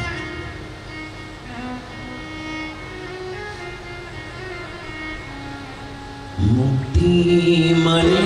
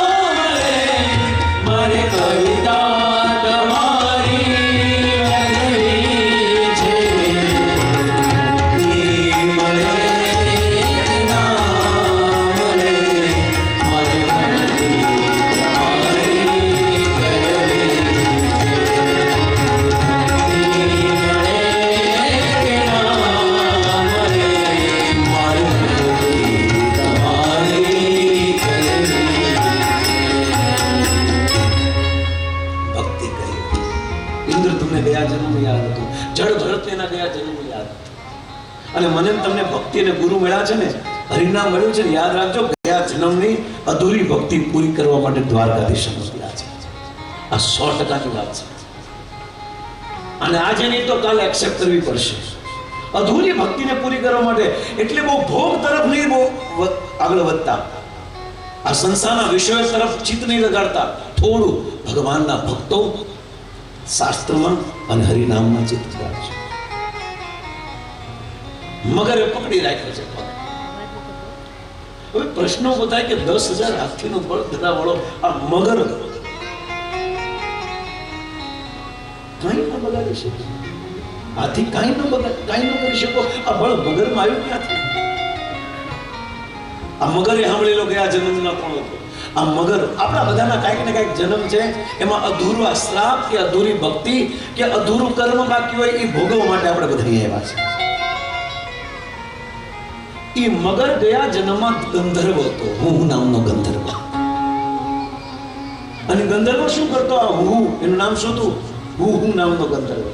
જે ઋષિમુનિઓ પાણીમાં જઈને સ્તુતિ કરતા, સેવા પૂજા કરતા, તો હું નામનો ગંધર્વ ડૂબકી મારે અને ડૂબકી મારીને જે આમ પૂજા કરતા નીચે ટાંગા ખાય, એટલે ઓલો બિચારો સીધો ધડીંગસાનો નીચે જાય. આવા કામ કર્યા. આ બધા સંતોને હેરાન કરે, પણ બધા સંતો તો હરખા ન હોય. એમાં એક માથાનો મળ્યો અને આને ઊંધે કાન નાખ્યો ને તો આ સાધુ આવીને બહાર આવીને કે છે, જા તને શ્રાપ આપું છું, ટાંગા પકડવાનો બહુ શોખ છે ને, જા આવતા જન્મમાં મગર થઈ જા. હકીકતમાં આપણે બહુ ટાંગાનો ખેમા જોઈએ બધાને. આ કલિયુગમાં આપણે પણ સ્વભાવ એવો છે, ટાંગા બહુ ખેંચીએ આપણેથી કોઈક વધારે હોશિયાર હોય ને ટાંગા ખેવાનું શરૂ કરી દઈએ. એ પરિવારમાં હોય, એ રાજપીઠમાં હોય કે વ્યાસપીઠમાં હોય, આ બધે માથા કૂટવા. જે વધારે સારો હોય એનું કહેવાનું શરૂ કરી દો, જે વધારે હોશિયાર હોય એનું કહેવાનું શરૂ કરી દો, જે વધારે ફેમસ હોય એને કહેવાનું શરૂ કરી દો. આ નિયમ છે. આ મગર આવું કર્યું, શ્રાપ આપ્યો, જા તને શ્રાપ આપું છું કે તું મગર બની જા, આ હું નામનો ગંધર્વ. અને ઓલા રાજાને શ્રાપ આપ્યો કે જા તું હાથી બની જા. આ બંને ક્ષમા યાચના કરે, પ્રાયશ્ચિત કરો. ભૂલ થઈ જાય તો યાદ રાખો, ભૂલ થઈ ગયા તો મકર થઈને હાલતા નહીં લો કે હું ઓલા માફી માંગુ. આ ઘર પરિવારને સુધારવું હોય અને સુધરેલું રાખવું હોય તો એક જ સૂત્ર સાંભળી લો, યા માફ કરી દો યા માફી માંગી લો. બસ આ બે સૂત્ર બહુ મોટા છે પરિવારમાં. ઘરમાં કંકાસ ન કરો, ઝઘડા ન કરો તો બે વસ્તુ યાદ રાખો. આપણે જેને જેને બહુ હેરાન કર્યા છે ને એને હૃદયથી માફ કરી દો, યા ફિર હાથ જોડીને માફી માંગી લો કે મારી ભૂલ થઈ ગઈ છે. ઘરમાં ક્યારેક દુઃખ માથાકૂટ થશે જ નહીં. પણ આ ઈગો છે ને, હું ભૂલ્યો માફી માંગુ, હું ભૂલ્યા માફ કરો, વાંક એનો છે નહીં કરું, મરી જાય તો માફ નહીં કરો. અને આમાં નામાં બધા રહી ગયા. નહીં જાવ એના લગ્નમાં નહીં જાવ, મારે યાર બહુ હેરાન કરી તો મને મરી જાય છતાં લગ્નમાં નહીં જાવ. અરે ભાઈ જાને ફરક પડવાનો છે, તું નહીં જાને. અત્યારના છોકરાને કોઈ ફરક નહીં પડે, યાદ રાખજો. આ ડોહીમાં વડીલો આવા વિચાર ધારણો, આવા વિચારવાળા, આવા વિચાર શ્રેણીવાળા જેટલા લોકો છે સાંભળી લો. અત્યારનું જનરેશન આ તમારા રીહામાં કાંઈ જોવા નથી. પડ્યા રહેશો કારણ વગરના. ખોટું ભાખરી સેવ ટમેટાનું શાક ખાવું પડશે. એટલા માટે શું કરો, આ કઈ સમજ છે નહીં. આ છોકરો કાંઈ વાંધો નહીં આવે, એ તો પહેલા મનાવવા જતા બિચારા. લગ્નની તારીખ આવે ત્યાં ટેન્શન આવે કે હારો આવશે કે નહીં, આ ડોહીમાં આવશે કે નહીં. એને મનાવવા જતા મહિનો મહિનો કે તમારે આવવું પડશે ને શું એટલું કરવું પડતું. આ જમાનો ખૂબ અપડેટ છે. કોઈ તમારી રાહની જોઈએ, તમે નહીં આવો તોય લગ્ન કરી નાખશે, અને હોય તોય ભાગીને કરી નાખશે. ક્યાં ટેન્શન કરવાનું છે? અઘરું છે અત્યારે જનરેશન નહીં જો. એટલા માટે આજે અહંકાર લઈને બેસી ગયા છે ને, માફ નહીં કરો. આ થોડા હળવા થાવ. આ પકડીને મરું ને એની કરતા હળવાથી મરો ને તો સારું. ઓલા ઉપાડવાળાને ફાયદો થાય. આપણા છે ભલે તમને એની આરે આમાં ભાળ્યાનું ઝેર હોય, એને ગમતું ન હોય, તમે સામે જોઈ તો ઝેર આવતું હોય, છતાં પણ એના પ્રસંગને ઉજળો રાખવા માટે ખાલી 2 મિનિટ માટે હાજરી દઈ દેવાય. ભલે એની યાર બોલતા નહીં, કાંઈ નહીં કરતા, પણ એનો પ્રસંગ ઉજળો થાય ને તો 2 મિનિટ માટે જે આવે. આ માણસાઈ છે. હવે દુનિયા કે વાત, બસ માફ કરી દો અથવા માફી માંગી દો. આ બે સૂત્ર જીવનમાં આવી જાય ને તો ઘર પરિવારમાં ક્યારે ઝઘડા ન થાય. પ્રેમ જ આ બંને માફી માંગી. આ રાજાએ અને ગંધર્વે બંને ઋષિમુનિ પાસે કે માફ કરી દો, અમારી બહુ મોટી ભૂલ થઈ ગઈ. તો આ રાજાને કીધું કે ભાઈ શ્રાપ તો હાથી તો બનીશ, પણ જા તને અત્યારે જે સ્તુતિ યાદ છે ને એ તને હાથીના શરીરમાં પણ આ ગજેન્દ્ર સ્તુતિ યાદ હશે. કેટલો આશીર્વાદ. અને મગર જે બન્યો તો હું નામનો ગંધર્વ, જા તને હું આશીર્વાદ આપું છું કે તું જે સરોવરમાં રહેશ ને, આ સરોવરમાં એક હાથી આવશે. અને હાથી આવે એનો પગ મૂકતો નહીં તું. જો પગ મૂકી દીધો તો તારે અનેક જન્મ મગરના લેવા પડશે, અનેક સંસારમાં જન્મ લેવા પડશે. પણ જો તે પગ પકડી રાખ્યો, ગમે થાય પગ મૂક્યો નહીં, તો તને બચાવવા માટે સાક્ષાત ભગવાન દ્વારકાધીશ કૃષ્ણ આવશે. આ બંને સ્થાપિત થયા છે, આ બંને ભેગા થયા. અને હવે આને પગ મૂકવો, હવે તમને આઈડિયા હોય કેમ પગ ન મૂક્યો? કારણ કે ભી પડી હતી એટલા માટે પગ ન મૂક્યો. પગ મૂકી દીધો, બીજી વાર પાછા કેટલા જન્મ લેવા પડશે. એટલે આને પણ પકડ વોરંટ હો ભાઈ, બરાબર પકડ. અને હાથથી બળ કરે પણ જાય નહીં. હવે મગરનું બળ પાણીમાં વધારે હોય છે, અને પાણીમાં બળ વધારવાને કારણે હાથી નિર્બળ થઈ ગયો. ભલે 10,000 હાથીનું બળ હતું, પણ ધીરે ધીરે એનું બળ પણ ઓછું થવા મળ્યું અને ધીરે ધીરે નીચે પડે છે. પણ એને ગયા જન્મનું યાદ આવી જાય છે. એટલા માટે ગજેન્દ્ર સ્તુતિ કરે છે. આ ગજેન્દ્રમાં કોઈ દેવી દેવતાના કોઈના નામ નથી, ડાયરેક્ટ ગજેન્દ્ર સ્તુતિ કરે છે. હે ગોવિંદ હે ગોપાલ અબ તો જીવન હાર, હે ગોવિંદ હે ગોપાલ અબ તો જીવન હાર. આપણી હાલત પણ આવી છે કે એમ માની રહ્યા તમે એમ કે આપણે ક્યાં મગર પકડ્યો છે. આજે રાત્રે 12 વાગે મગર ખેલે એક દિવસ આપણે ખબર પણ નહીં પડે. અને જયારે આપણો જન્મદિવસ આવે ને ત્યારે તો આપણે જન્મદિવસ મનાવશું, ફુગા ફોડીશું, મીણબત્તી બોલાવશું, કેક કાપશું, પણ ખબર નથી કે મગર 1 વર્ષ ખેંચી લે છે. 1 વર્ષ આ સંસાર રૂપી આ સાગરમાં ખેંચે છે. આ કાળ રૂપી મગર આ જગત રૂપી સાગરમાં ખેંચે છે. અને આમાંથી બચવું હોય તો મારે તમારે પ્રાર્થના કરવી પડશે. જે જીવ ભગવાન પાસે કેવો છે એનો હસતા હસતા સ્વીકારી લે, એના માટે મારે તમારે શું કરવું પડશે? પ્રાર્થના કરવી પડશે. हे गोविंद हे गोपाल अब तो जीवन हार, हे गोविंद हे गोपाल अब तो जीवन हार, हे गोविंद हे गोपाल अब तो जीवन हार, हे गोविंद हे गोपाल अब तो जीवन हार. हे गोविंद हे गोपाल ગજેન્દ્ર ગાય છે કે મારું શરીર મરવાનું છે, હું હારી ગયો છું. 10,000 હાથીનું બળ હોવા છતાં પણ, અને આ જગતમાં જેની પાસે ગમે એટલું બળ હશે ખેંચી તો લે મગર, ખેંચી તો લેશે. ભગવાનને પ્રાર્થના કરે છે અને સુદાસ નીર પીવન હેતુ ગયો સિંધુ કે કિનારે, નીર પીવન હેતુ ગયો સિંધુ કે કિનારે, નીર પીવન હેતુ ગયો સિંધુ કે કિનારે, નીર પીવન હેતુ ગયો સિંધુ કે કિનારે. હાથી સુખી હતો, પોતાના પરિવાર અને પોતાના ઘરમાં સુખી હતો, પણ એને શું કીધું કે મારે બહાર જવું છે, મારે સુખી થવા માટે બહાર જવું છે. એટલા માટે પોતાનું ઘર છોડીને આ સરોવરમાં આવ્યો. એમ હું તમે પણ આ ગજેન્દ્ર નામના હાથી છે. આપણે પણ ભગવાનના ધામમાં ભગવાનના પરિવાર સાથે મોજ મસ્તીથી રહેતા હતા. પણ જેમ ગજેન્દ્ર દીધો હાલો નાટો મારવા જઈએ, ફરવા જઈએ, એમ આપણે પણ થયું કે ભગવાન સાથે નથી રહેવું, હાલો આ જગતમાં જઈએ. એટલે અહીંયા આપણે આવ્યા. અને ગુજરાતીમાં કે અહીંયા બુડાણા નીર પીવન હેતુ ગયો સિંધુ કે કિનારે, નીર પીવન હેતુ ગયો સિંધુ કે કિનારે. જેમ નીર પીવા, પાણી પીવા માટે ગજેન્દ્ર ગયો, એમાં સંસારના સુખ અને ભોગ પ્રાપ્ત કરવા માટે જીવા સંસારમાં આ જગતમાં આવ્યો, આ સંસારમાં ઘર પરિવારમાં આવ્યો. પણ બન્યું શું? આવ્યો પણ सिंधु बीच बसत ग्राम चरण पसारे, सिंधु बीच बसत ग्राम चरण पसारे, सिंधु बीच बसत ग्राम चरण पसारे, सिंधु बीच बसत ग्राम चरण पसारे, सिंधु बीच बसत ग्राम चरण पसारे, सिंधु बीच बसत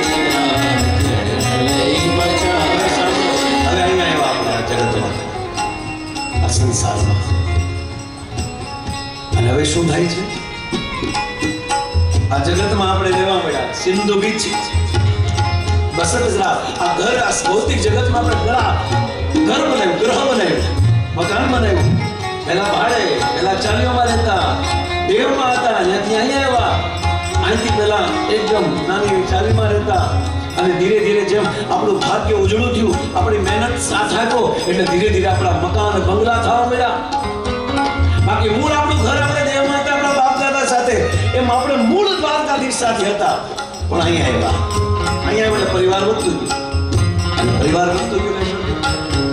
આ આ ચરણ ગ્રહી પછારે અને આ સંસારમાં આવતા આ કાળ ધીરે ધીરે આપણે ખેંચતો જાય. હવે આપણે નથી મરવું અને કાળ આપણે મારે છે, યુદ્ધ થાય છે.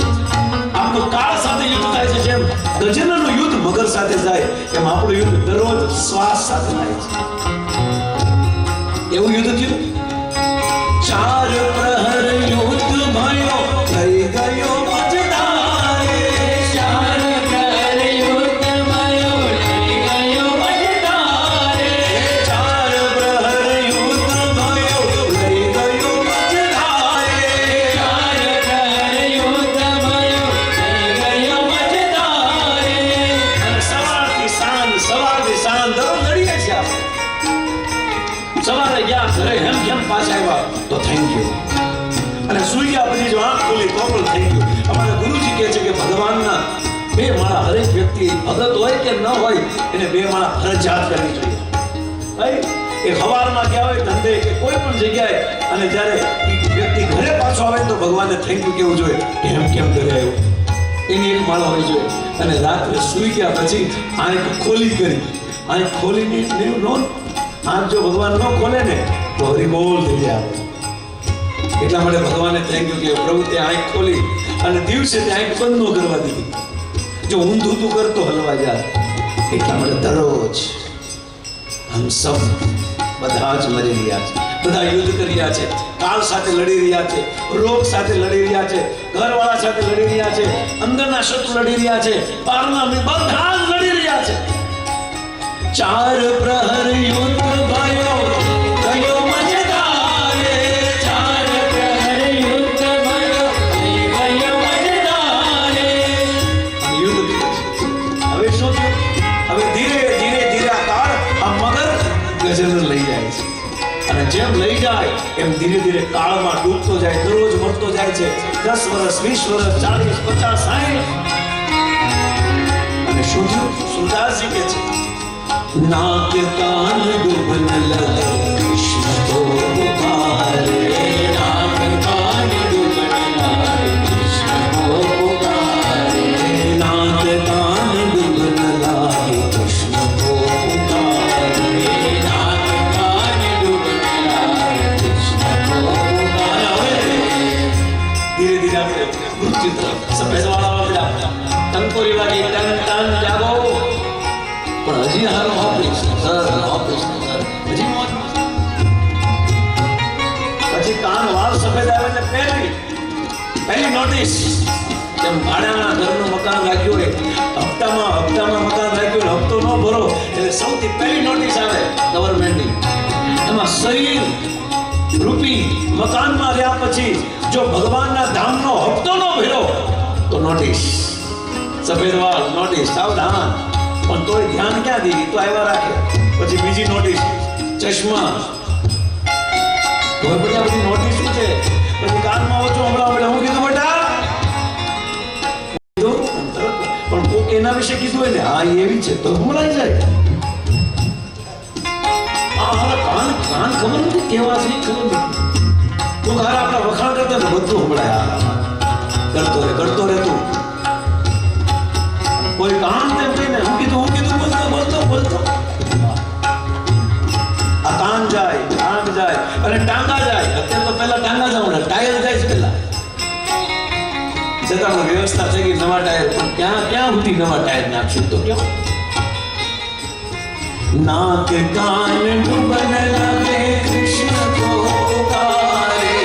नाक कान डूबन लगे कृष्ण को पुकारे. શરીર ડૂબવા લાગ્યું. એમ આપણે પણ ધીરે ધીરે ગઢ પણ સુધી આવી ગયા, ગઢા થઈ ગયા, તોય બોલો સુધરતા નથી. આ ગજેન્દ્ર હાથી સુધર્યો પણ માણા નો સુધર્યો. એને લાગ્યું કે હું મરી જાય કારણ કે મારા શરીર ડૂબવા મળ્યું છે અને ધીરે ધીરે મારા આંખ ડૂબવા મળ્યું, હવે ધીરે ધીરે મારું નાક ડૂબવા મળ્યું છે. સૂર થોડી વધી હતી અને પછી શું કીધું? નાક કાન ડૂબન લગે કૃષ્ણ કો પુકારે. नाक कान डूबन लगे कृष्ण को पुकारे. नाक कान डूबन लगे कृष्ण को पुकारे.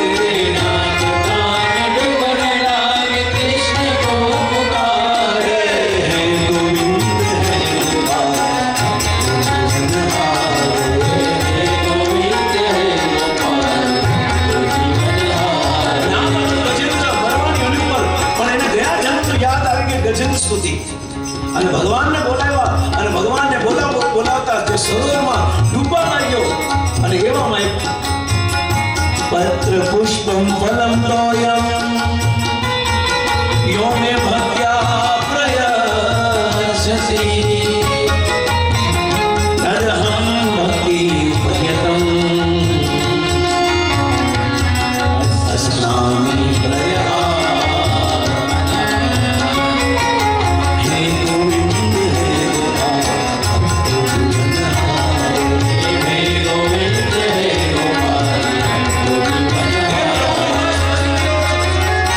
ભગવાનની યાદ આવી ગઈ, ભગવાનનું સ્મરણ આવી ગયું અને ઈ જ સરોવરમાં એક પુષ્પ આવ્યું, ફૂલ આવ્યું, તરતું યાદ રાખો, ભજન કર્યો છે તો ભગવાન કોઈને કોઈ રીતે એન્ડ સમયે તમને સપોર્ટ આપશે. જેમાં દીકરીના સમાચાર સાંભળ્યા પછી એમની માએ કીધું કે પ્રભુજી આવી હાલત છે અને ત્યાં અંદર પ્રેરણા થઈ અને પ્રેરણા થતા જ ભગવાન રાધા શ્યામ સુંદરના ચરણોમાં 108 તુલસીના પાન લાગ્યા. ભગવાન પહેલા પહોંચે એની પહેલા એના નામના તુલસીના પાન આપ્યા. હે ઠાકોરજી, અમારા ઘરનો એક સભ્ય તમારી પાસે આવે છે, એને હસતા હસતા સ્વીકાર કરી લીધો. હે ગોવિંદ હે ગોપાલ,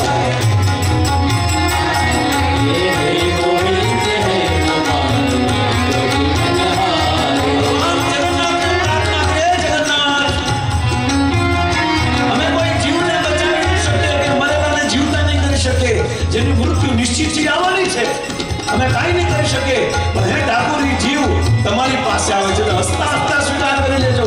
આ જગન્નાથને પણ પ્રાર્થના કરવામાં આવી છે. બોલો જગન્નાથ સ્વામી કી જય. ઈ જીવ જાય એની પહેલા તૈયારી થાય. જેમ કોઈ વ્યક્તિ ટ્રેનમાંથી બેઠો હોય અને એનું સ્ટેશન ઉતરવાનું હોય અને ઉતરતા પહેલા હગાવાલાને બોલાવે કે આવી જજો લેવા, કારણ કે અમે ઘર નથી જોયું. એમાં દીકરી જ્યારે શરીર છોડ્યું ને એની પહેલા જગન્નાથને પ્રાર્થના કરી હતી કે હે કાળિયા ઠાકોર અને લેવા માટે આવી જાય. હે ગોવિંદ હે ગોપાલ,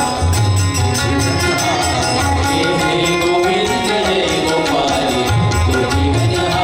હે ભગવાન, જે વ્યક્તિ પોતાનું આયુષ્ય લઈને આવ્યો છે, જીવવાનો છે, બસ ઘર પરિવારમાં કંઈક ને કંઈક પોતાના જે ઋણ જે છે, જવાબદારી છે, એ ચૂકવવા માટે આવ્યો છે. હિસાબ ચૂકવવા માટે જીવ આવે છે આપણા ઘરમાં. આપણા ઘરમાં જે સંતાનનો જન્મ થાય છે ને માત્ર ને માત્ર આપણી સાથે હિસાબ ચૂકવવાનો બાકી છે.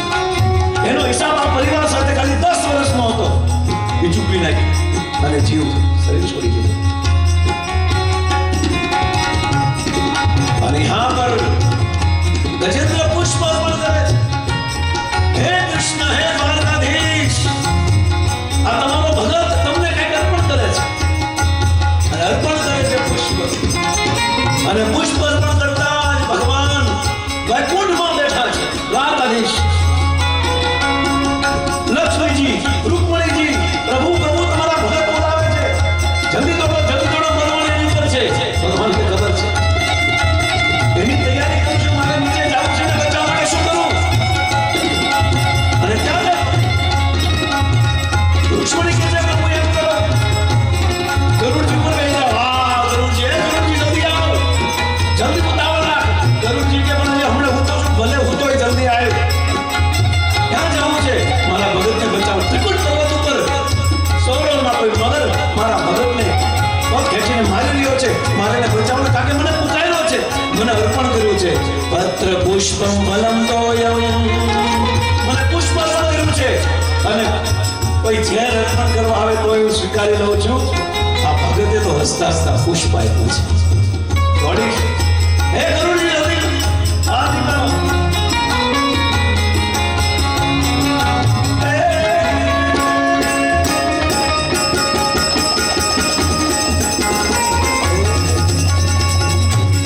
ભગવાન કહે છે ગરુડજી જલ્દી નથી લાવો. ગરુડજી આવી જાઓ. જી પ્રભુ, જલ્દી નીચે જવાનું છે. મોડું 1 સેકન્ડ પણ જાવ છો યાદ રાખજે. અરે પ્રભુ ક્યારે ઘડિયાળ આવી છે. ગરુડજી કહે છે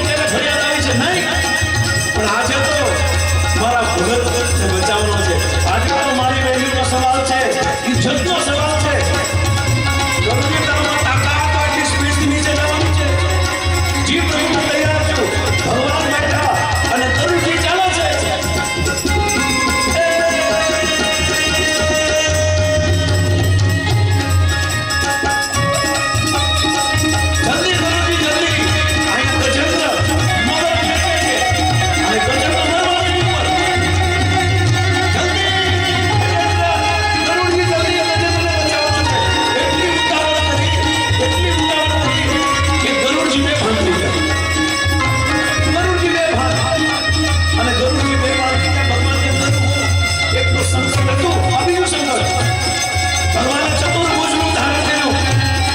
એક હાથમાં ગરુડજીને છોડ્યા, એક હાથમાં કમંડળ અને એક હાથમાંથી કમંડળમાંથી પાણી લઈને ગરુડજી ઉપર છાંટે છે. જાગો! અને ગરુડજીને હાથમાં લઈને અહીંયા ગજેન્દ્ર હરી, હે હરી, હા રી શબ્દ બોલ્યો. અમારા આચાર્ય કહે છે હા, અને રી શબ્દ બોલ્યા ને તો સાક્ષાત ભગવાન હાજર થઈ જાય છે. બોલો ईश की जय। દ્વારિકા મેં શબ્દ ભયો,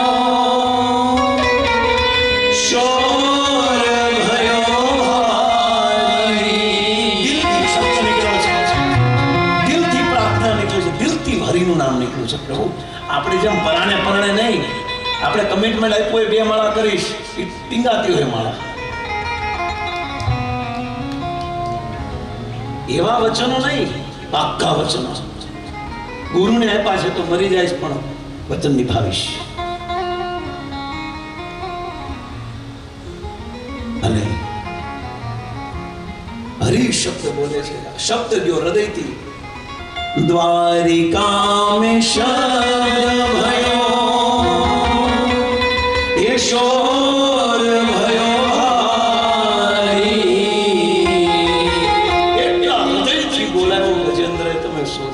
એક હાથી જો ભગવાનને બોલાવતો હું તમે માણસ છે, અને હાથીનો અવાજ જો ભગવાન સાંભળતો હોય તો માણસનું કેમ નહીં સાંભળે?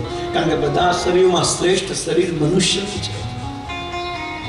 हाथी की आवाज, एक गजेंद्र की आवाज जो भगवान सुनते हैं तो हमारी आवाज भगवान क्यों नहीं सुनेंगे? भगवान ने प्रार्थना की, एवो शब्द क्यों छो ब्रह्मांड ने फाड़ीने भगवान द्वारकाधीश कान माने ये हरि आयो छे.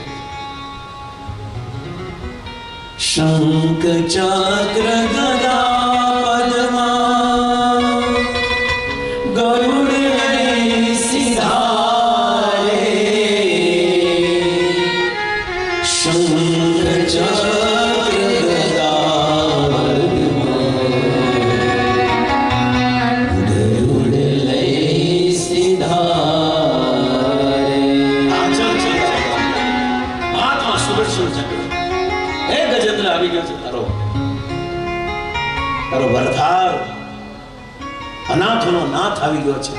ચિંતા કરમાં તારી સ્તુતિને તે પુષ્પ અર્પણ કર્યું ને એક ફૂલથી વહેંચાઈ જાઉં છું. દુનિયામાં ભગવાનને ખરીદવા આપણે કેટલી તૈયારી કરીએ છીએ, પણ ભગવાન ભાવનો ભૂખ્યો છે. હૃદયમાં સાચો ભાવ હોય તો વહેંચાઈ જાય છે. અમારા ગુરુજી ઉદાહરણ દેતા કે એક પ્રેમી વ્યક્તિ અને એક ભગવાનનો ભગત, આ બંને ગયો ફૂલ લેવા માટે. રોજ દે હશે કે જે હોય ખબર નહીં. દુકાનવાળા પાસે ગયો, એક જ ગુલાબ લીધું, એક જ પુષ્પ વધેલું. અને એક લવર હતો પ્રેમિકા માટે, પોતાની પ્રેમિકા માટે ફૂલ લેવા આવ્યો, અને એક ભગવાન માટે ફૂલ લેવા. પેલા આવ્યો ભગત, કેટલાનું છે? રૂપિયાનું લઈ જામ, છેલ્લું દીધું છે. આમ લેવા જાય તો ઓલો આવ્યો, કેટલાનું છે? કે હવે આને આપી દીધું છે. તાકે કેટલામાં આવ્યું? કે રૂપિયાનું, 10 રૂપિયા પછી મને આપી દે. પણ ભગત છે, 100 રૂપિયા મારે જોતું છે. બોલો કે 1000 રૂપિયા. એક ફૂલની કિંમત 1 રૂપિયો નહીં, પણ 1000 સુધી પહોંચી. ભાવની કિંમત છે ભાઈ. ફૂલની કિંમત તો રૂપિયો, પણ ભાવની કિંમત છે. ભગતે સાહસ કરી દે 10,000. ઘરે ખીચડીના ફાફાઓ, પણ ભગત બોલે નહીં, ભગવાનને કરવું જ પડે. બોલાય વિચાર વટ પર વાત રહી ગઈ છે કે 1,00,000 રૂપિયા, 1,00,000 રૂપિયાનું ફૂલ. ભગત પણ માથું પડે. 1,11,111 ઉપાડા. બોલો જે હતો બોલો એ કે હવે હું કરું?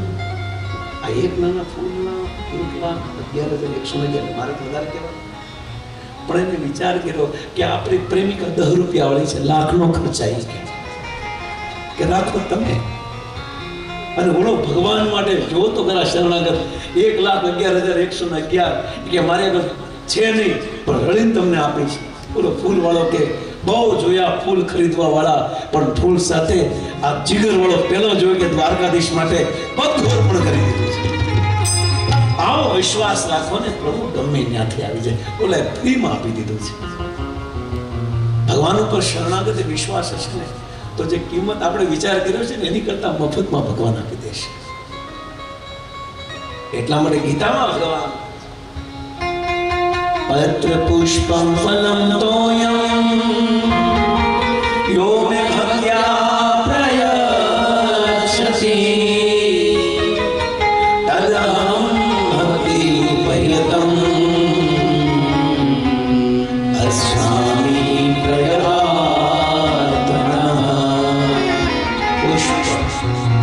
પત્ર પુષ્પ અર્પણ કરવાથી ભગવાન વેચાઈ ગયા. અને ગજેન્દ્ર તો ક્યાં સીવડી મશીન નાખ્યા હતા, એને ક્યાં એમ્બ્રોઇડરી કે વોટર જેટ નાખ્યા હતા, પણ ભાવનો કૃષ્ણને પુકાર્યા, ભગવાન વેચાઈ ગયા. અને સુદર્શન ચક્ર કાઢીને કીધું, એ ભગત આવી ગયો છે તારો ભરતાર. અને સુદર્શન ચક્રથી સૌથી પહેલા ચલો મગર અંદર હતો ને, મગર ટાંગો પકડીને બેઠો હતો ને, હવે મૂક્યો જ નહીં. બોલો કેવો મજબૂત માણસ. આમ મારે તમારે ભજન મૂકવાનું તો ગમે ન થઈ જાય. એ મેરુ રે ડગે એ મનડા ડગે પાનવા એ ભાંગી રે પડે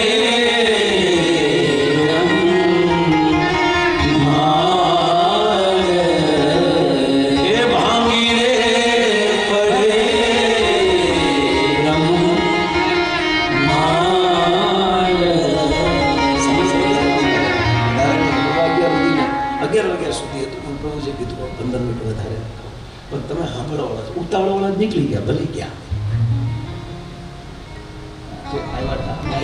યાદ રાખજો, તમારે આવવાનું ઉંમર થઈ ત્યારે એ વ્યવહારમાં નીકળી જાય. સાંભળવાળા બેસે, અથવા તો કંઈ કામ પણ હોઈ શકે, એવું પણ હોઈ શકે, એવું કાંઈ થોડું છે તો કંઈક બતાવી આવવું પણ પડે ક્યારે, અને ઘરે કામ હોય તો જ આવવું પડે. પણ એ તો મહારાષ્ટ્રની જનાબાઈ. જય જય વિઠ્ઠલ વિઠ્ઠલ વિઠ્ઠલા. છાણા ચોરાઈ ગયા. તુકારામજીને કીધું કે મારા છાણા ચોરાઈ ગયા છે, ક્યાં લેવા જવા? ચોર લઈ ગયો તે, પણ છાણા થોડા કઈ લખ્યા હોય એમાં કે આ પરિવારના છે, કે આ શ્રીજી સોસાયટીના આ બંગલાના છે, એમાં લખ્યું થોડું. છાણા તો બધા હરખા જ હોય, પણ કે જાઓ એ છાણામાં જશો ને, એ કાન રાખશો ને તો શું શબ્દ આવશે? જય જય વિઠ્ઠલ વિઠ્ઠલ વિઠ્ઠલા. હું માજા વિઠ્ઠલ પાંડુરંગા, હું માજા વિઠ્ઠલ પાંડુરંગા. ઓ જય જય વિઠ્ઠલ વિઠ્ઠલ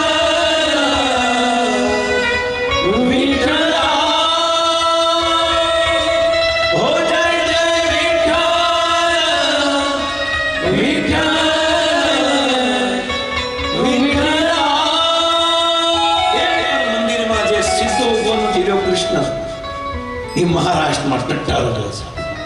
બાકી હરેક જગ્યાએ બાકે બિહારી નામ છે ને, બાકે બિહારી માતા સીધા ઉભા નથી, માથું ત્રાસો, કમર પણ ત્રાસી ને પગે ત્રાસા અને લીલાય ત્રાસી.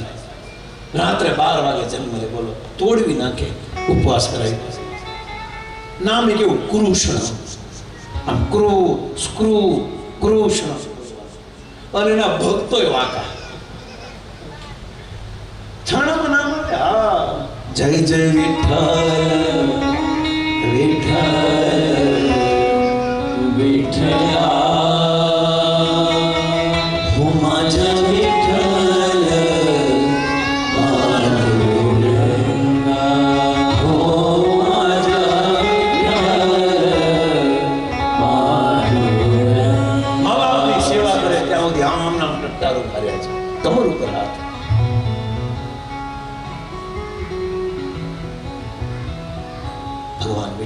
વિઠ્ઠલ એટલે કે પથ્થર, અને દીકરો ભાર્યા.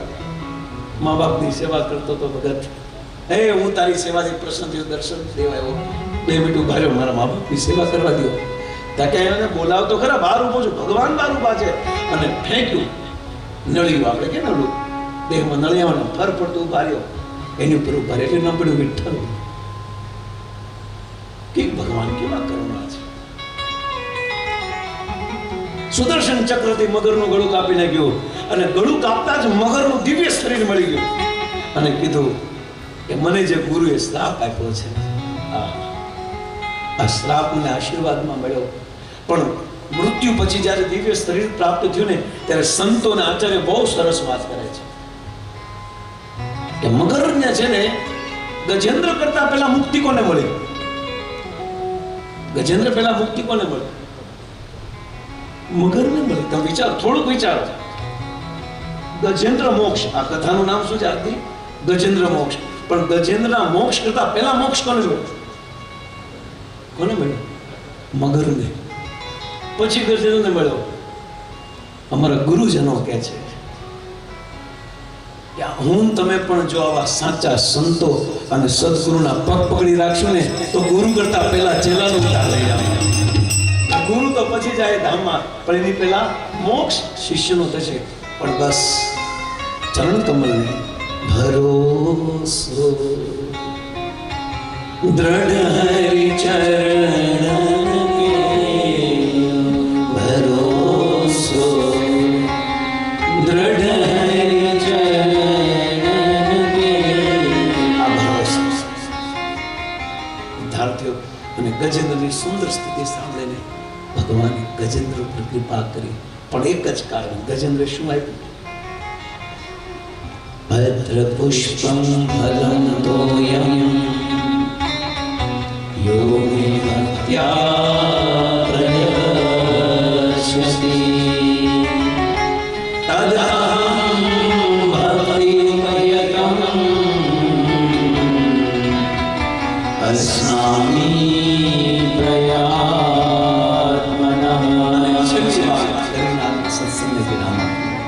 કારણ કે બધા સાંભળવા બેઠા છે. આપણે ગઈકાલે પત્ર એટલે કે ઓલું પત્ર કીધું હતું, અને બીજું પત્ર કયો કીધું હતું? બહુ સરસ, બરાબર સાંભળે છે. રૂક્ષ્મણી પત્ર, બહારથી ઓલો પત્ર, અંદરથી આ પત્ર. એમ બહારથી આ પુષ્પ, પણ અંદરથી શું? પુષ્પને સંસ્કૃતમાં શું કહે છે? સુમન. શું કહે છે? સુમન. સુમન એટલે કે સુંદર મન. સુમન, સુમન કે નહીં, હિન્દીમાં સંસ્કૃતમાં જે ગણો હોય. સુમન, સુમન અર્થ શું થાય? સુ એટલે કે સુંદર, અને મન એટલે કે મન. ભગવાનને શું કરવાનું છે? પુષ્પ તો અર્પણ કરવાનું છે, પણ સાથે સાથે ઇન્ટરનલ શું અર્પણ કરવાનું છે? સુમન, આપણું મન. કારણ કે ગીતામાં ભગવાને 2 જગ્યાએ શું માગ્યું છે? મન મનામદ ભક્તો મધ્યાજીમાં નમસ્કુરો. આ શ્લોક ભગવાને 2 વાર કીધો છે. મન મના મદ ભક્તો મધ્યાજીમાં નમસ્કુરો. અર્જુન મને મના, બસ. તો આપણે બહારથી પુષ્પ અર્પણ કરવાનું છે, મન પુષ્પ અર્પણ કરવાનું છે, અને અંદરથી આપણું મન અર્પણ કરવાનું છે. મન આપણે આ દુનિયામાં ડિપોઝિટ કર્યા કારણના, પણ હવે મન કોના ચરણોમાં ડિપોઝિટ કરવું છે? ભગવાન કૃષ્ણ. તો આપણે આપણું મન જો ભગવાનના ચરણમાં સમર્પિત કરવું હોય તો ઉપાય શું છે? મન ત્રાયેતિ મંત્ર. આ મનને કંટ્રોલ કરવા માટે મંત્ર કરવો પડશે, મંત્ર બોલવો પડશે. તો જ આ મન ભગવાનના ચરણોમાં સમર્પિત થશે. અને મનને શુદ્ધ કરવા માટે, જે અત્યારે આપણું સુંદર મન નથી, આપણું કેવું મન છે? સુમન છે કે કુમન છે? દૂષિત મન છે, ગંદુ મન છે. અત્યારે ચોખ્ખું મન નથી કોઈ, અત્યારે ખરાબ મન છે. આ મનને શું કરવું પડશે? આપણે આ કુમનને સુમન બનાવવું પડશે. અને મનને શુદ્ધ કરવા માટે શું ઉપાય છે? આ મનને શુદ્ધ કરવા માટે શું ઉપાય છે? આ મનને ભગવાનને અર્પણ કરો તો મહામંત્ર ભગવાનનું નામ એક ઉપાય છે. આ મહામંત્ર દ્વારા આ હરે કૃષ્ણ કૃષ્ણ કૃષ્ણ હરે હરે, હરે રામ રામ રામ હરે હરે, આ મહામંત્રના ઉચ્ચારણથી જે અનંત જન્મનું જે ખરાબ આ મન આપણી સાથે છે, આ મહામંત્રના ઉચ્ચારણથી આ મન શુદ્ધ થઈ જશે. અને જેવું મન શુદ્ધ થઈ જશે તો તરત જ મન ભગવાન દ્વારકાધીશના ચરણ કમળમાં સમર્પિત થશે. આ મંત્રથી જ ભગવાનના નામથી જ મન પવિત્ર થશે. એ સાથે આજના બીજા દિવસની કથાને આપણે વિરામ આપે, પણ આ મનને 5 મિનિટ માટે સુંદર બનાવવાનો પ્રયાસ કરીએ. હરે રામ સીતારામ હરે રામ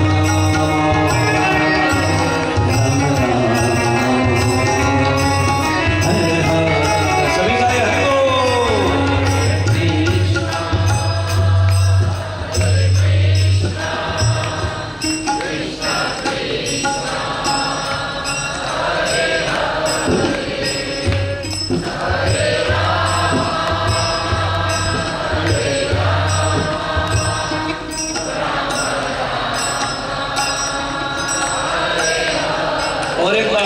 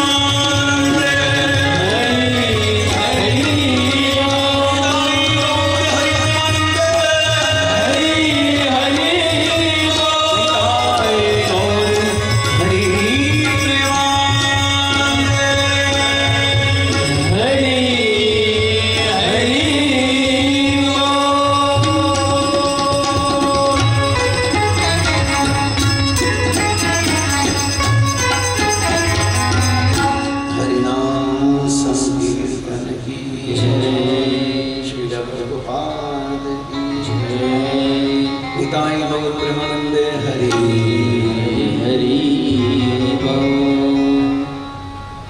आरती